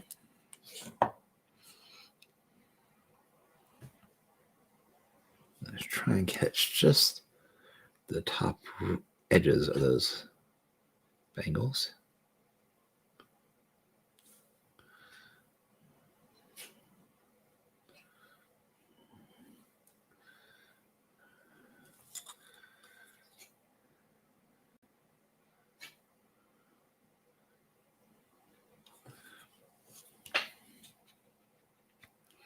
I think I might come in with a little bit of wash. And we'll probably use our new brush just to get these last highlights in.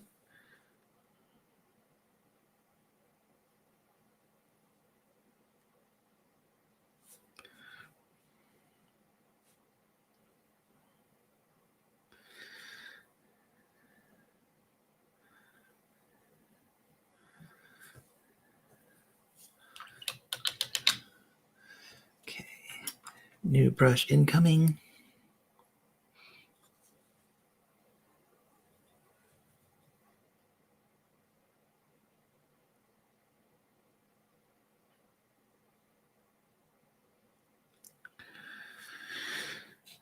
Right, and some white.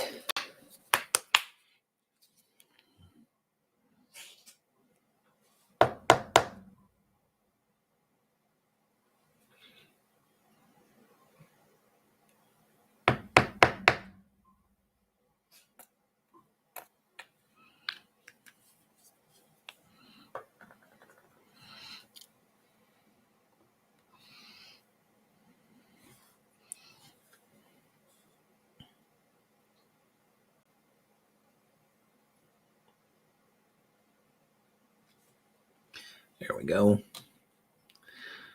The gremlin arm is done. All right. Now, what are we going to do next?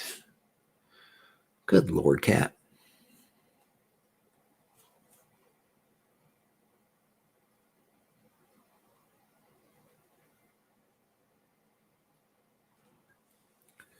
Go ahead and paint these little bones in up here at the hat.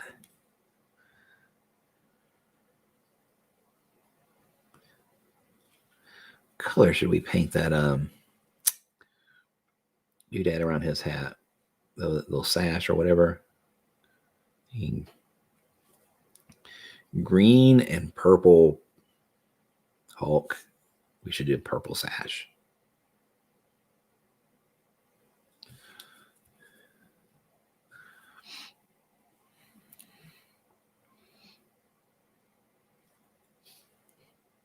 Gremlin, a source of local meat. There you go. Not recommended for human consumption.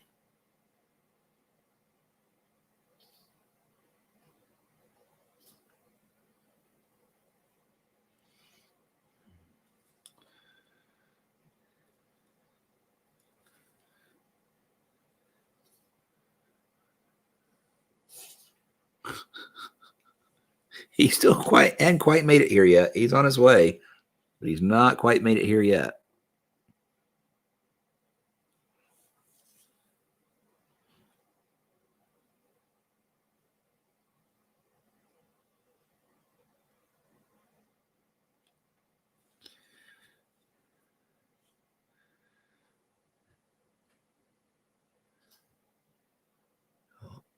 He's almost there.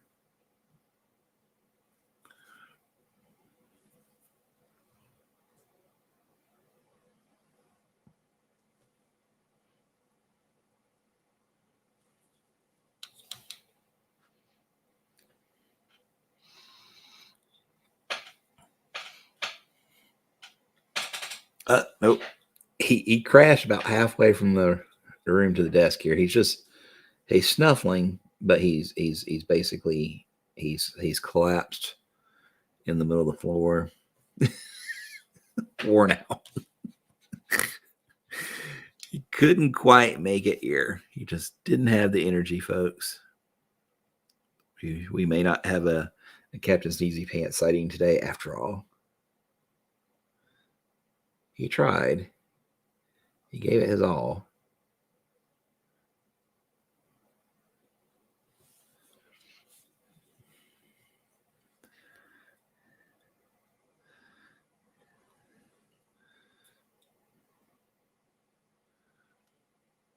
Yeah, I can't see that from that angle. Right here.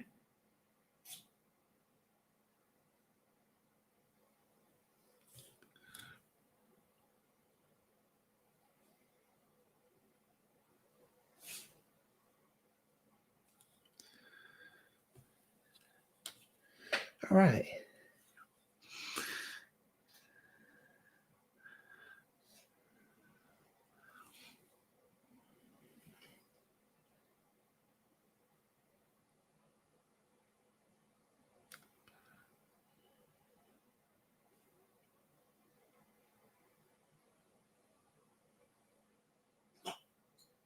Uh-oh, he is on the move again, guys. He's almost here. Beware of the snuffly cat. He has stopped for some nourishment. This cat, man.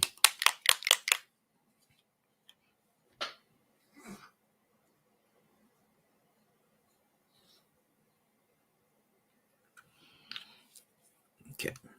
I'm going to do a little bit of he'll be snuffling. Yep.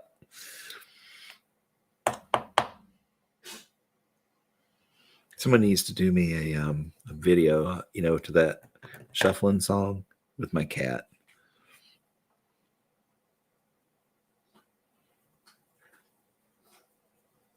Because that would be hilarious.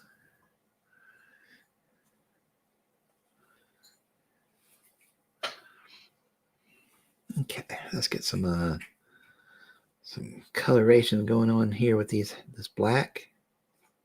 This is a little bit of that color that I don't remember. Dark Reaper. That's it. Dark Reaper. Mixed with a little bit of black.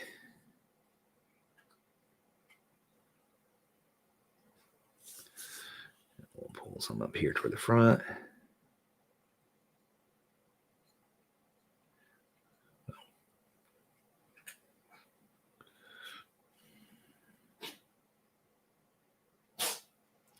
Bless you, child.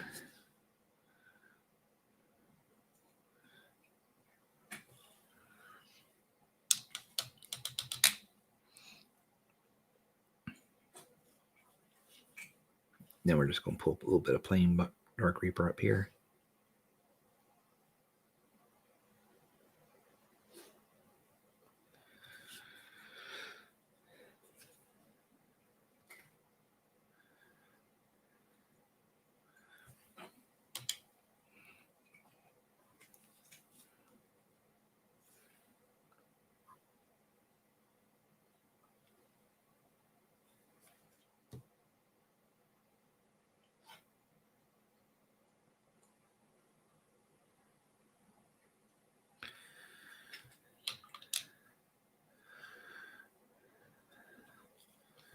And then we'll just mix in a little bit of black and bring it back down in the middle here.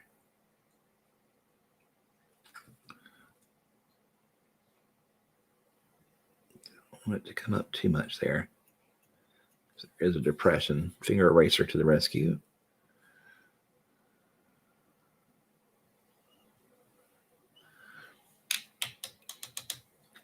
Okay.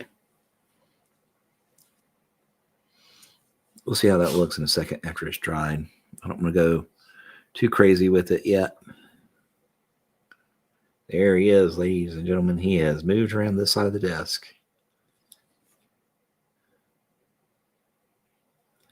He is keeping it quiet, though.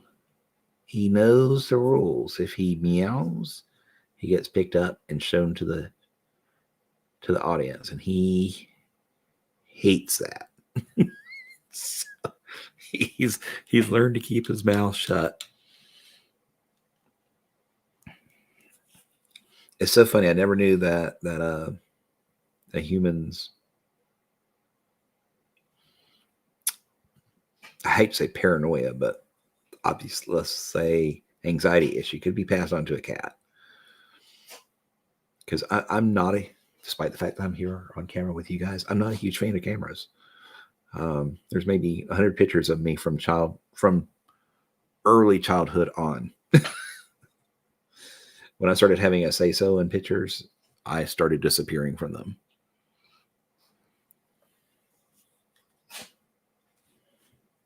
There's a lot of pictures of me ducking behind other people, pulling hats down over my face, all sorts of things. But yeah, I just would completely disappear from pictures.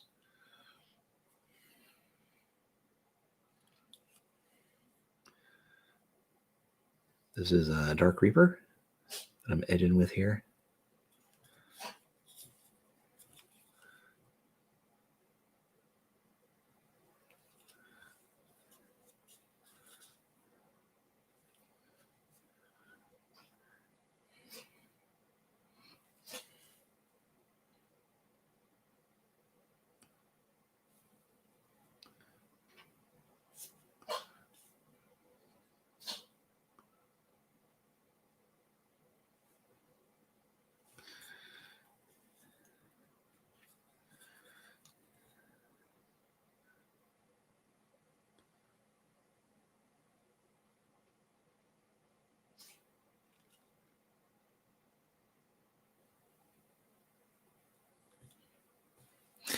So we're just going to kind of keep working these little areas a little bit here.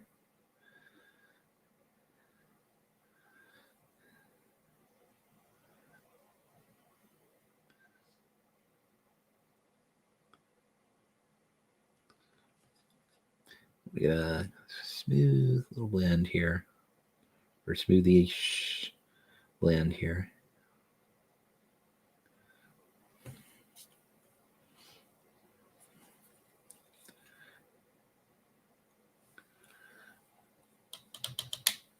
Okay.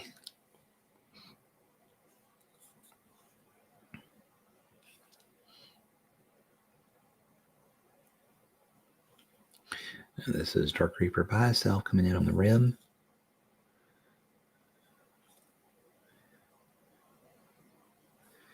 Still thinking maybe purple for the little sash that goes around the hat. Unless anybody has any objections, I think that's what we'll do.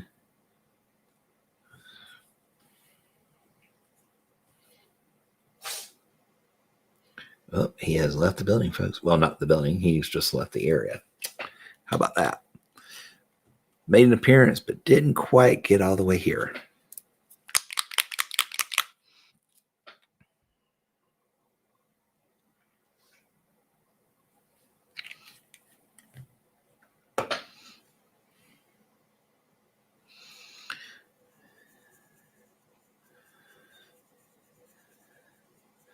Now, this is a little bit of Fenrisian gray. Well, about 1-to-1. Fenrisian gray and Dark Reaper. And we're just going to come in and spot highlight a few areas here. Yeah, just passing by us for gracing us with his presence and then heading out. Yep, that's my cat.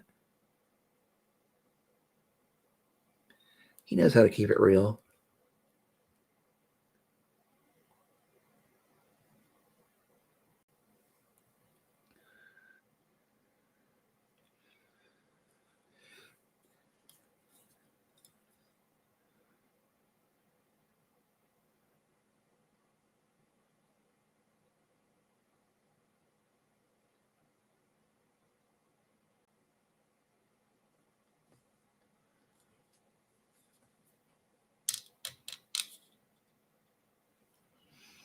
Okay, now what do I want to do? We could probably go ahead and start doing the skeletal workup on them, or we can do the sash on the hat. We can do that. Let's go ahead and do the sash. Why not? Add some more colors to the palette.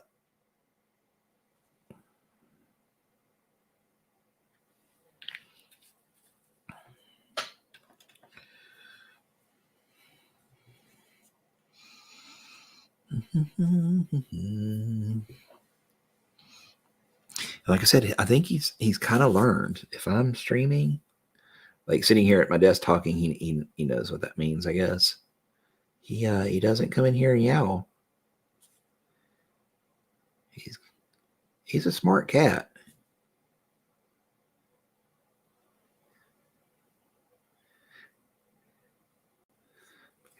So he knows if he yowls, he gets picked up and shown off. Which is probably just as well. I don't need a whole bunch of cat hair floating around the desk, right?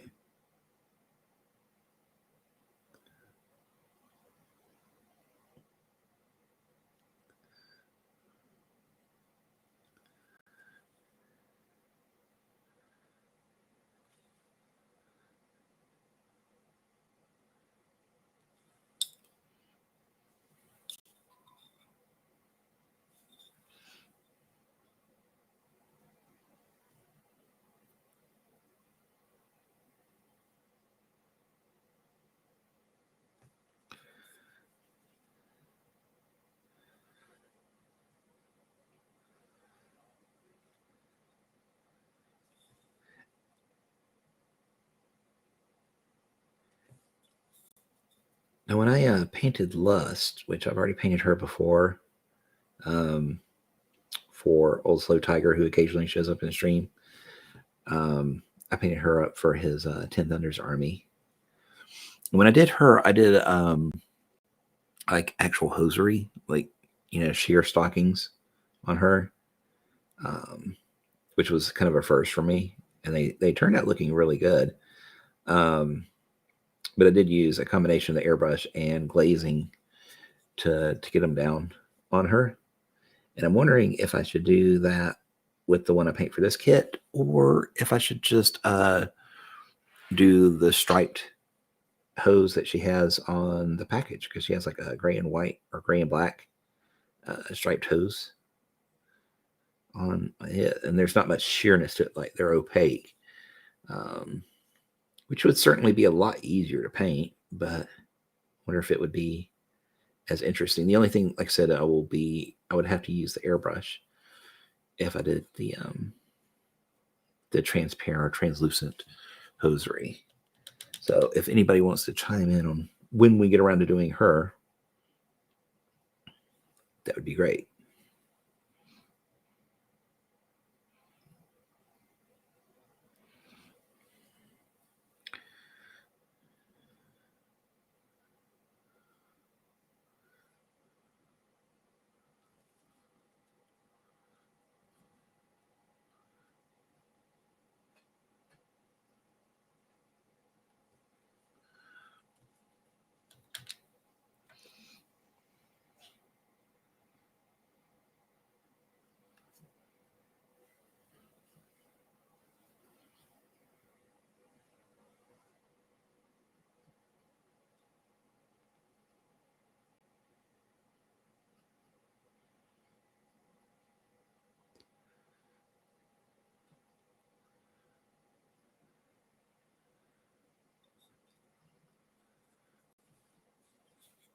Okay, let's get a little bit of highlighting here on the skin.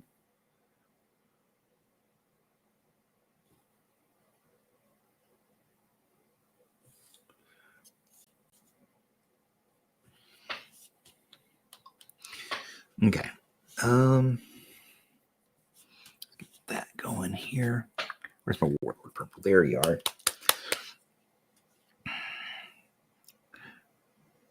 This is one of my favorite colors. I try and incorporate this in every model. Well, not every model, but uh-oh.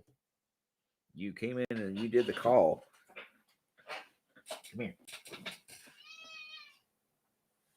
Here.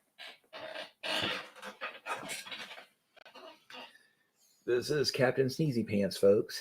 He has made the call. So he gets to be on camera for a second or two. Say hello, Captain Sneezy. Come on. You're awful quiet now. You're quiet. What, you don't want to talk? You got stage fright? Huh?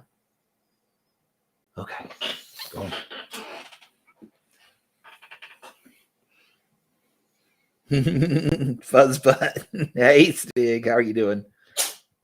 Oh, there he goes. Got to get one final sneeze in before he walks off.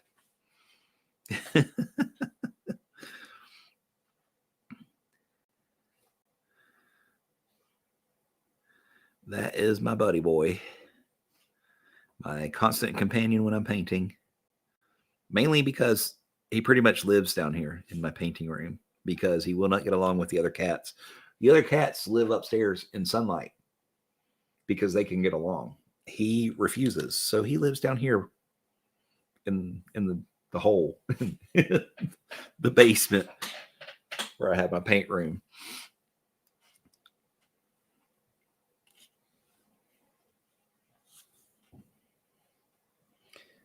Today is the Gotcha Day anniversary for one of the family's cats. Is that like the day you adopted them? Is that what you mean by that?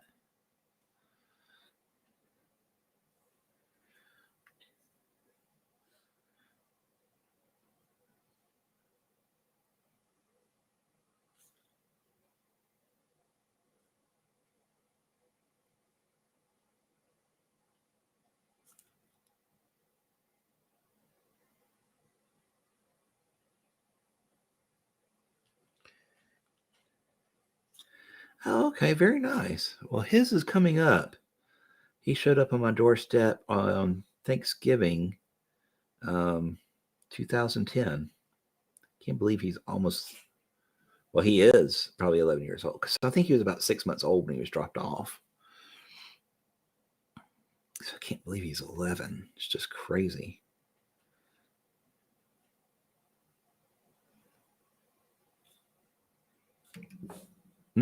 Camera bash number 5. Mal yourself. Smart cat. He's doing it where I can't reach him. Okay, that's enough.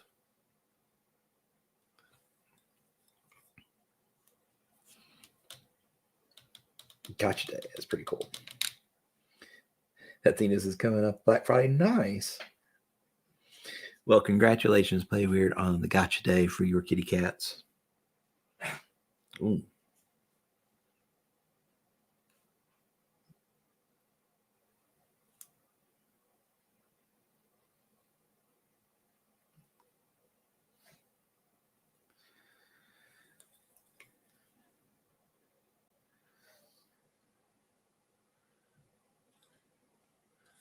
Oh, number 6. Good God, I am on a roll today. And the funny thing is, I'm not doing it with my glasses or my head. I'm doing it with my brush this time. I may have the camera a little too close.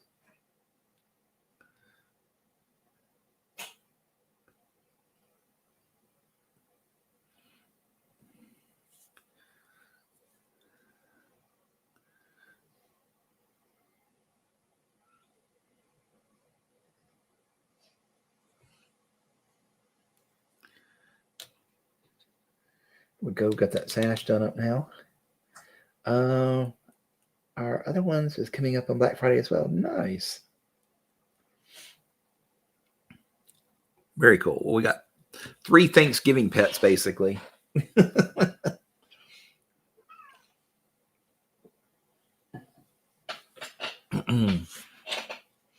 All right. What is that thing holding the feather on his hat?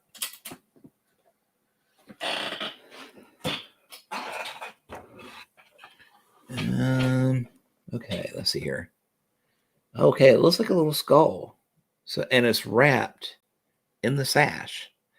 Oh, damn. So that means I got to go back and redo part of that sash. Hey, no claws. You know better.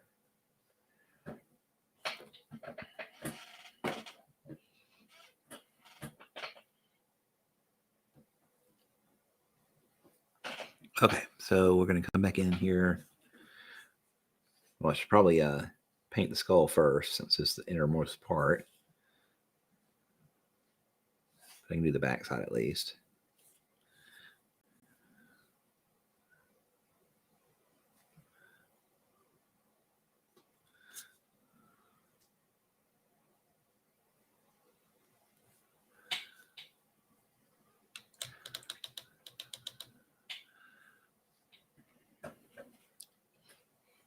That's some hidden ass detail there, man. I didn't even catch that the sash went up over that skull. I thought all those years of painting Space Marines, I thought it was a purity seal.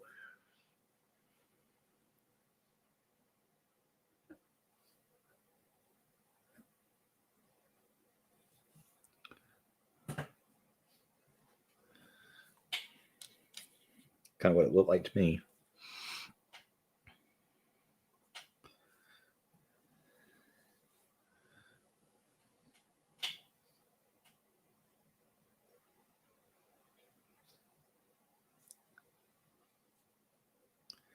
That should go ahead and be good enough there.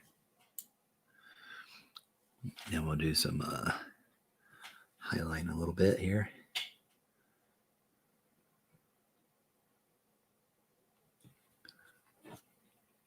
For the Sasharuni.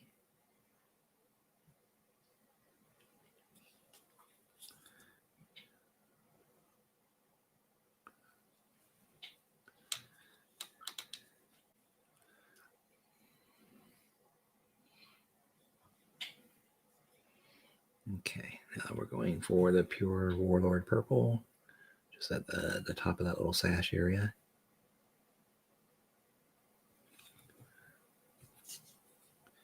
And right back here as well. Here we go. So the hat's almost done. Just got to do the feather now.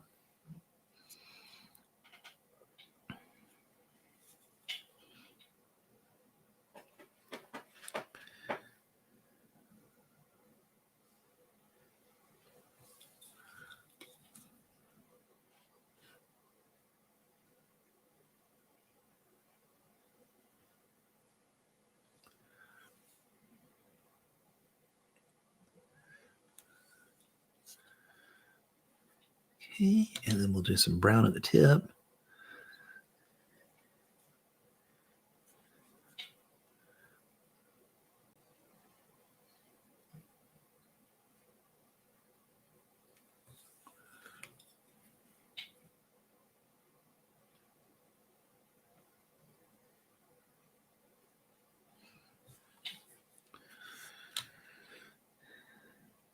Okay, now we will do some highlights here in the tan area. Ooh, got a little fuzz there, so we can fix that. This brush is not the quality I was hoping for. It's got a stray guide hair. I didn't realize it. I don't know if you guys could see it, but there's a little bit of hair in the very center that sticks out beyond all the others, which is the guide hair. They're supposed to be snipped back almost to the bristles, and that one is too long, which is causing some problems. I have found those brushes to be very hit or miss. They're about 70% bad, 30% good.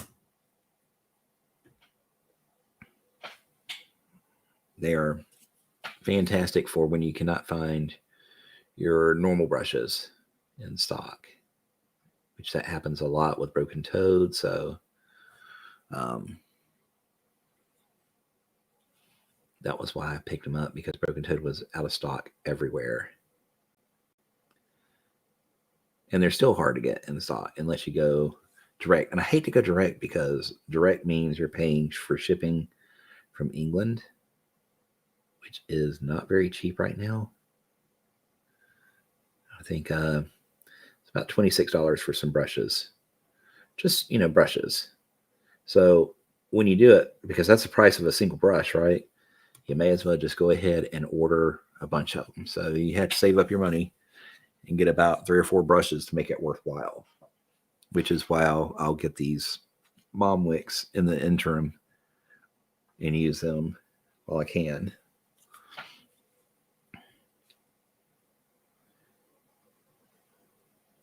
Because let me tell you, it's no fun buying, $25 brushes 6 at a time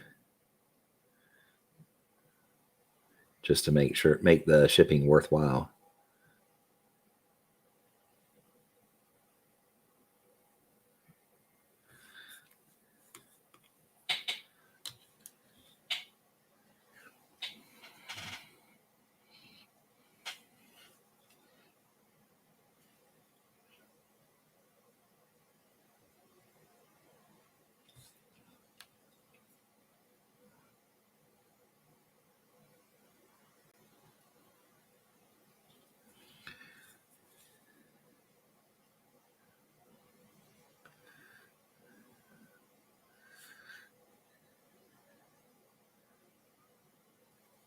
Okay, there we go.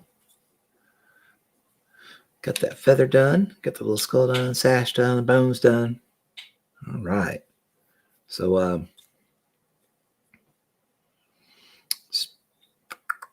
let's go ahead and start doing the old skeleton makeup, skeleton man makeup, which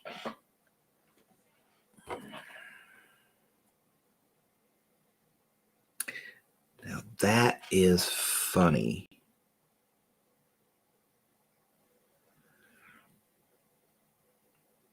I want you to look, guys.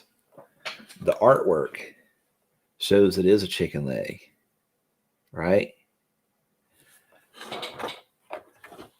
But the sculpt, that is most definitely a hand.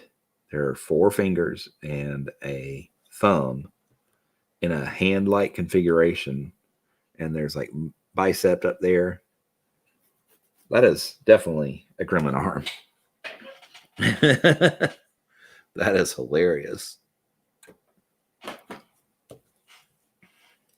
You missed the cat. Yes, you did. I am so sorry, llama. gotta pay attention, you know.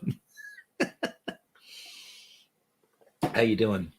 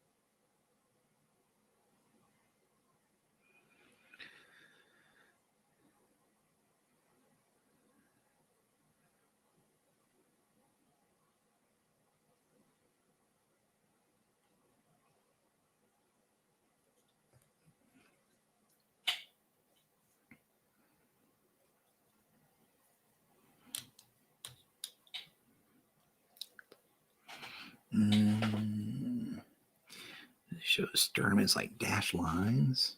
I can't do that because the chicken leg's in the way.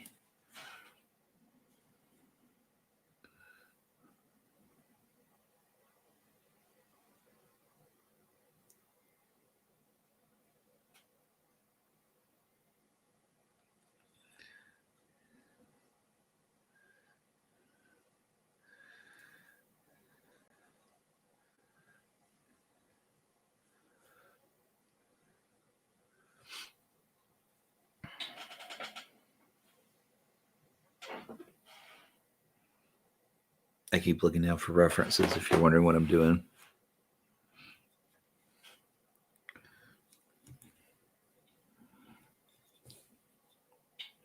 I don't know if I want to do them on the underside. That shows them on the underside, but I think what I'm going to do is do camera shake 7. Do them here on the side. I hate to do it because the box art shows them on the other side, but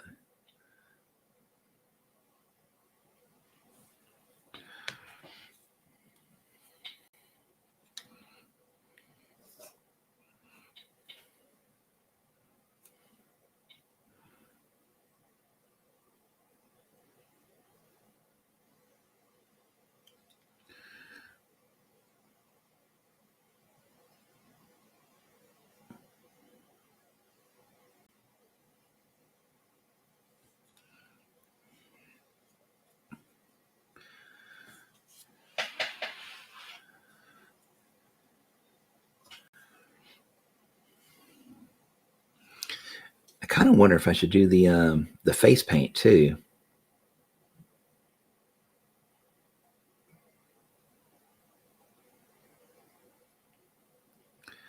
Because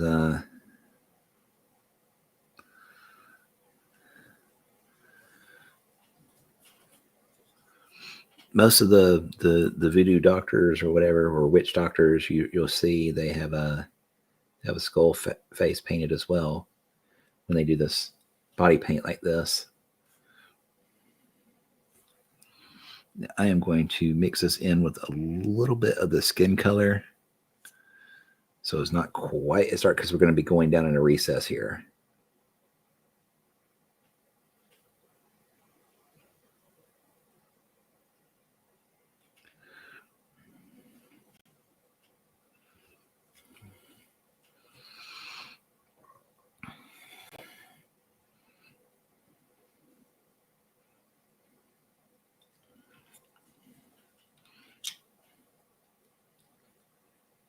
Yeah, Vinny, thank you for that follow. Welcome in.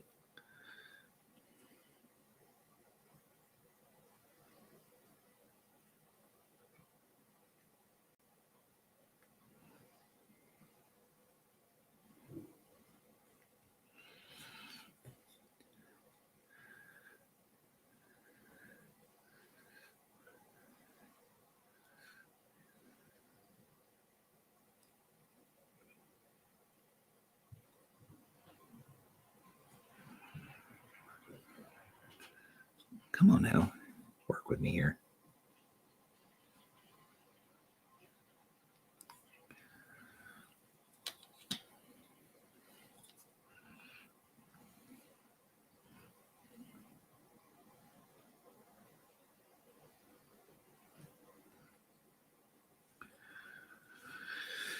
Okay, and I guess I probably should try and get it there on this other side of the thing as well, the other side of the tail. Whoop, camera shakes at 8.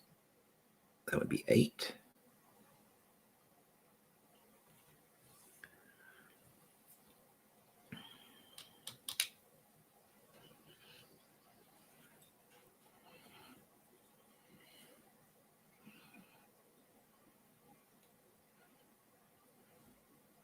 I don't know if I want to do it on his face or not.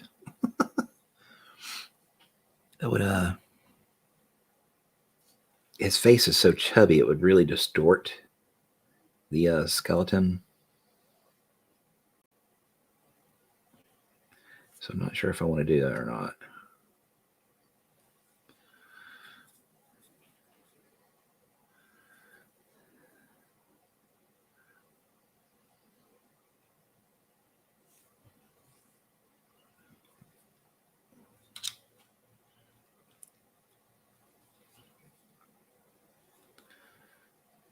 Okay, so got that paint done. What do we want to do with the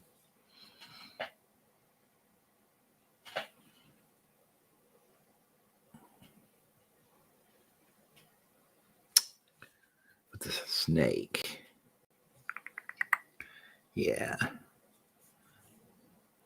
I guess I could do like a darker version of the ivory, come in and do just like the tibia fibia here. They are supposed to be in the darkness, so they're not going to be very bright.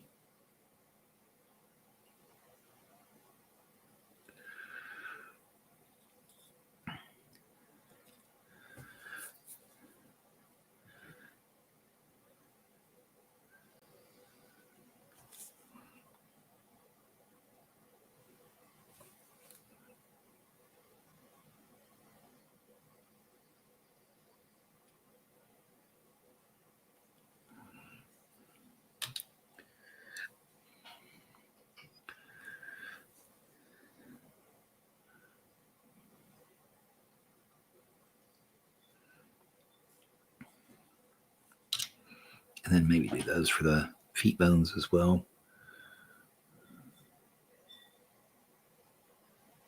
At least maybe the tops of the toes. That might explain this color. There we go. Yeah, yep. Mm-hmm. I think this will work.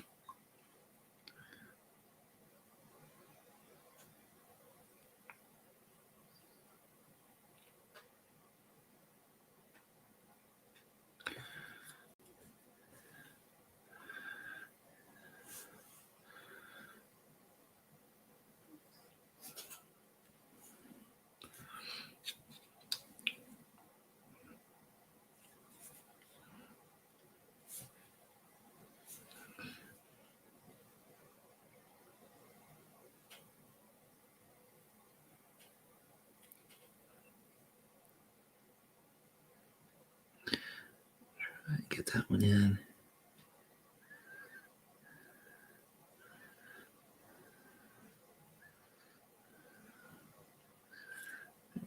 Get a little bit of that kneecap showing there. Or kneecap paint.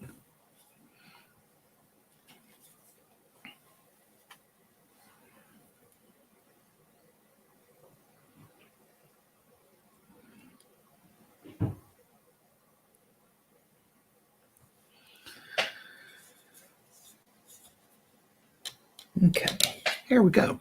Now we just got to paint his snake, and the puppet doll or the voodoo dolls, and he'll basically be done. So let me real quick a snake reference of some sort.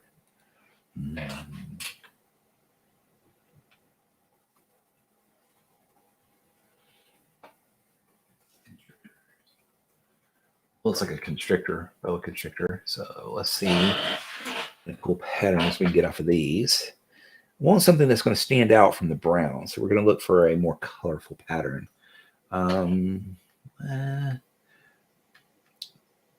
Red tail's a pretty one. That might be what we do.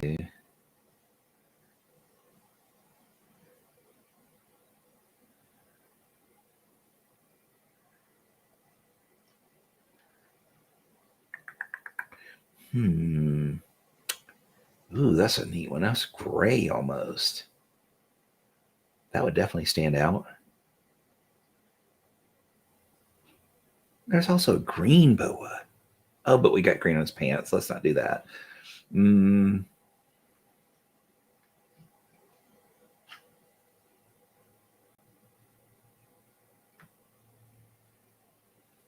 have so many patterns and they're all complex.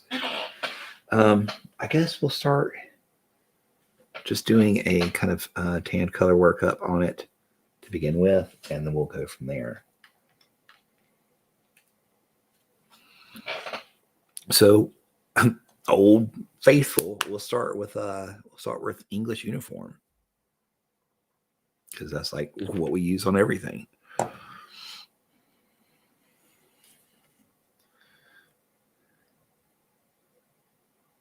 And the good thing is it has really nice coverage too. So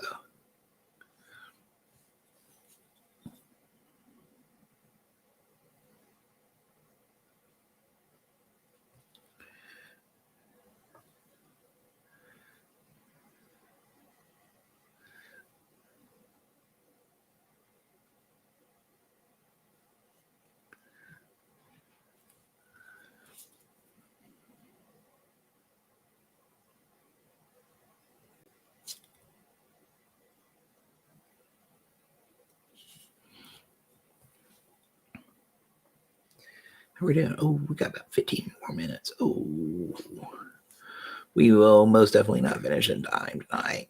Daggum, I was happy. We were making good progress. I thought we might actually finish it tonight, but it doesn't look like we will. That's a darn shame.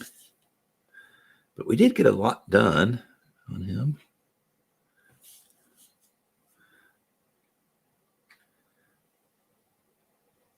So what I'll probably do is I will get some picture references up for boa constrictors, practice my pattern a little bit before stream tomorrow.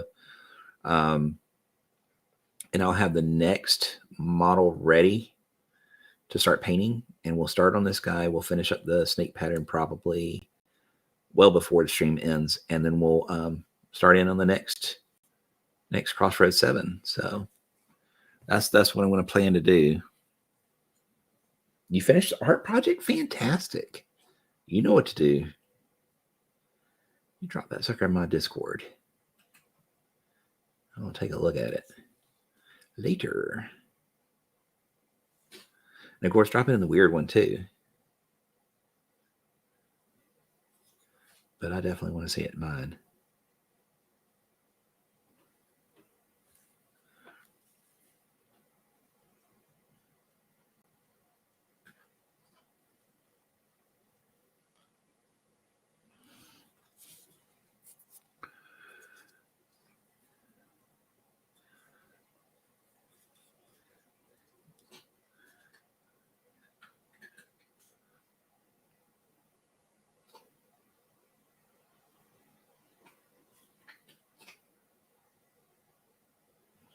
Can you guys hear my cat snuffling down that food? You're going to town on it.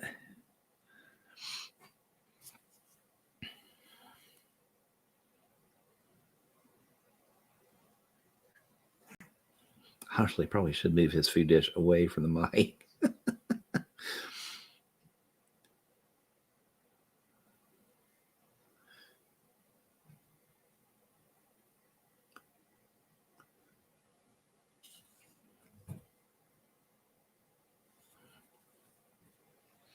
It's actually not related to Malifaux? Okay. Well, that's fine. Definitely drop it in mine then. And I'll take a look at it for sure.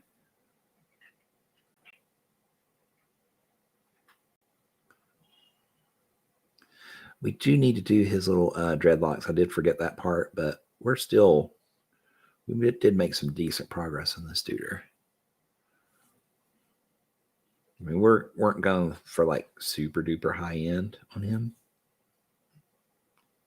because I wanted to try and finish them on stream, single stream, but there's more detail on these than I thought there was. And oh yeah, voodoo dolls. That's right. Got voodoo dolls, snake pattern, and dreads.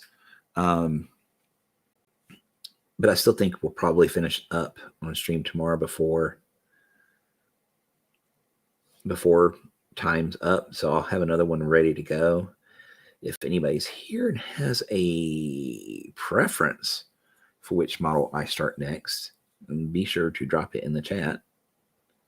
I can't say I will for sure do it, but I will definitely consider it. If there's like overwhelming response, then I'll definitely do it. But we've been pretty quiet today, so I don't think that's going to be an issue.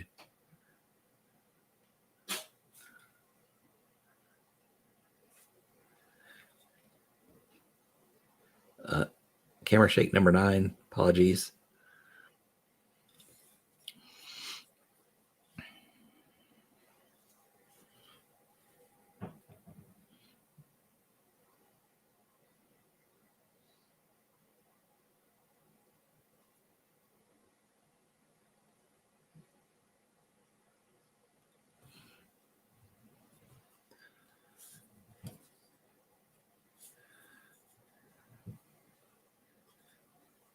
Yeah, well, I know it about gives me seizures, so I have to apologize for it.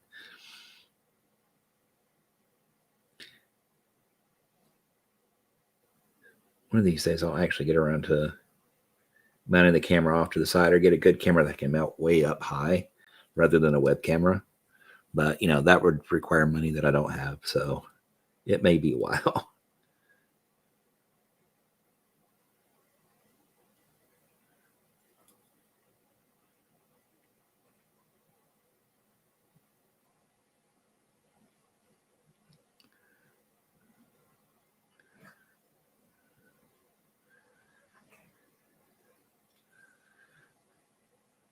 Okay. Bless you, cat.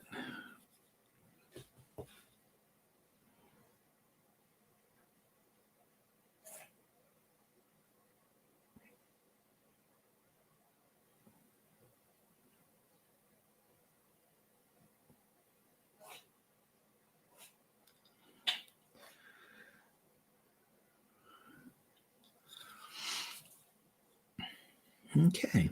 So that is that. And I think I'm probably going to do this color for the voodoo dolls as well as a base color.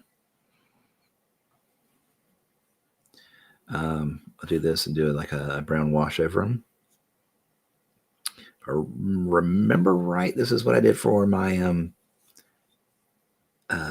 Wicked dolls from Collodi. Did it with that and then painted up their stitching and stuff. These don't have really stitching,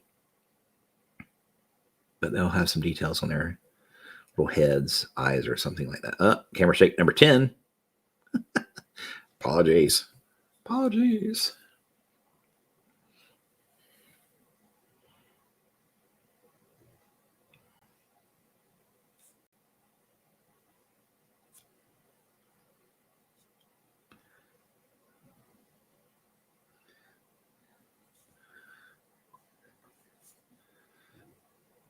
I mean, I'm pretty happy. We made a decent little progress today on this guy.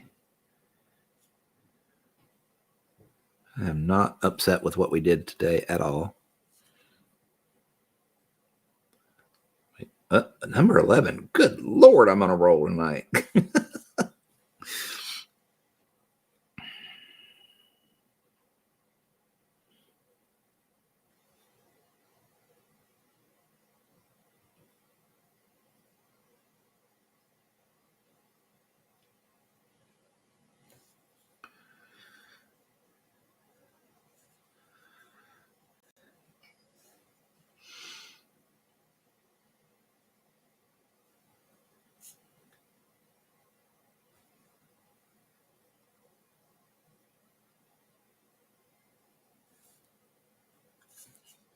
I guess we do need to do that, but I'll be doing that when I pop them off the base, so we probably won't do that on a stream. All right, so this is just about all I'm going to be able to do today. We're pretty close to the end. About 10 minutes. Probably put the wash down, let that be drying.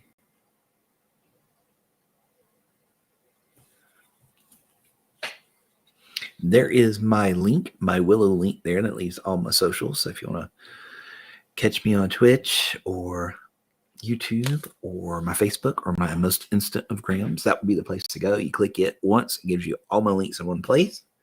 So I'd greatly appreciate it if you did that. Follows are always free, so never fear. Follow free. Let's get some wash down here. You head out yourself. All right, McBluff. Well, I appreciate you hanging out with me.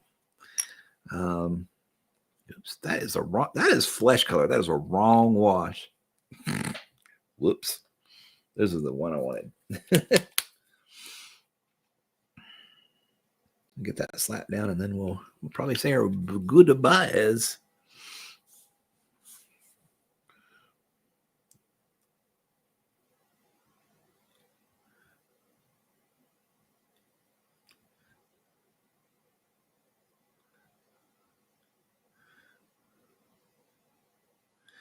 Yeah, definitely got to paint the eyeballs on these little guys because those are pretty obnoxiously big.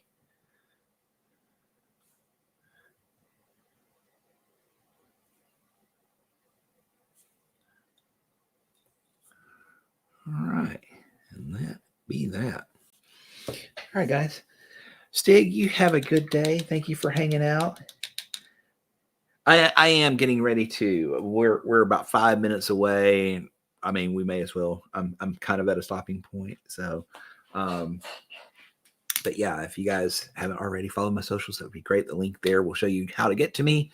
And as always, drop a follow for Play Wyrd. Again, follows are free. And we're 2 away from 666. The cool number.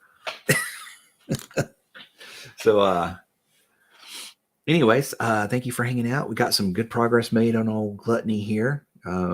We almost got them done. We got to do the snake pattern and the little voodoo doll eyeballs. And when I break them off the base, we'll have to come in and do this pattern on the side of the drum. I don't know. I may not complete it. We'll have to see. I mean, because you don't see a whole lot of it from the side to side. When we got to do this little dreads. Forgot about that. But yeah, we got a good bit done this dude today. Yep, I will be back tomorrow, same time, same bat channel, 3:30 p.m. Eastern, or 3:15 p.m. Eastern. So thanks again, guys, for coming out. And till then, hobby on and play Wyrd.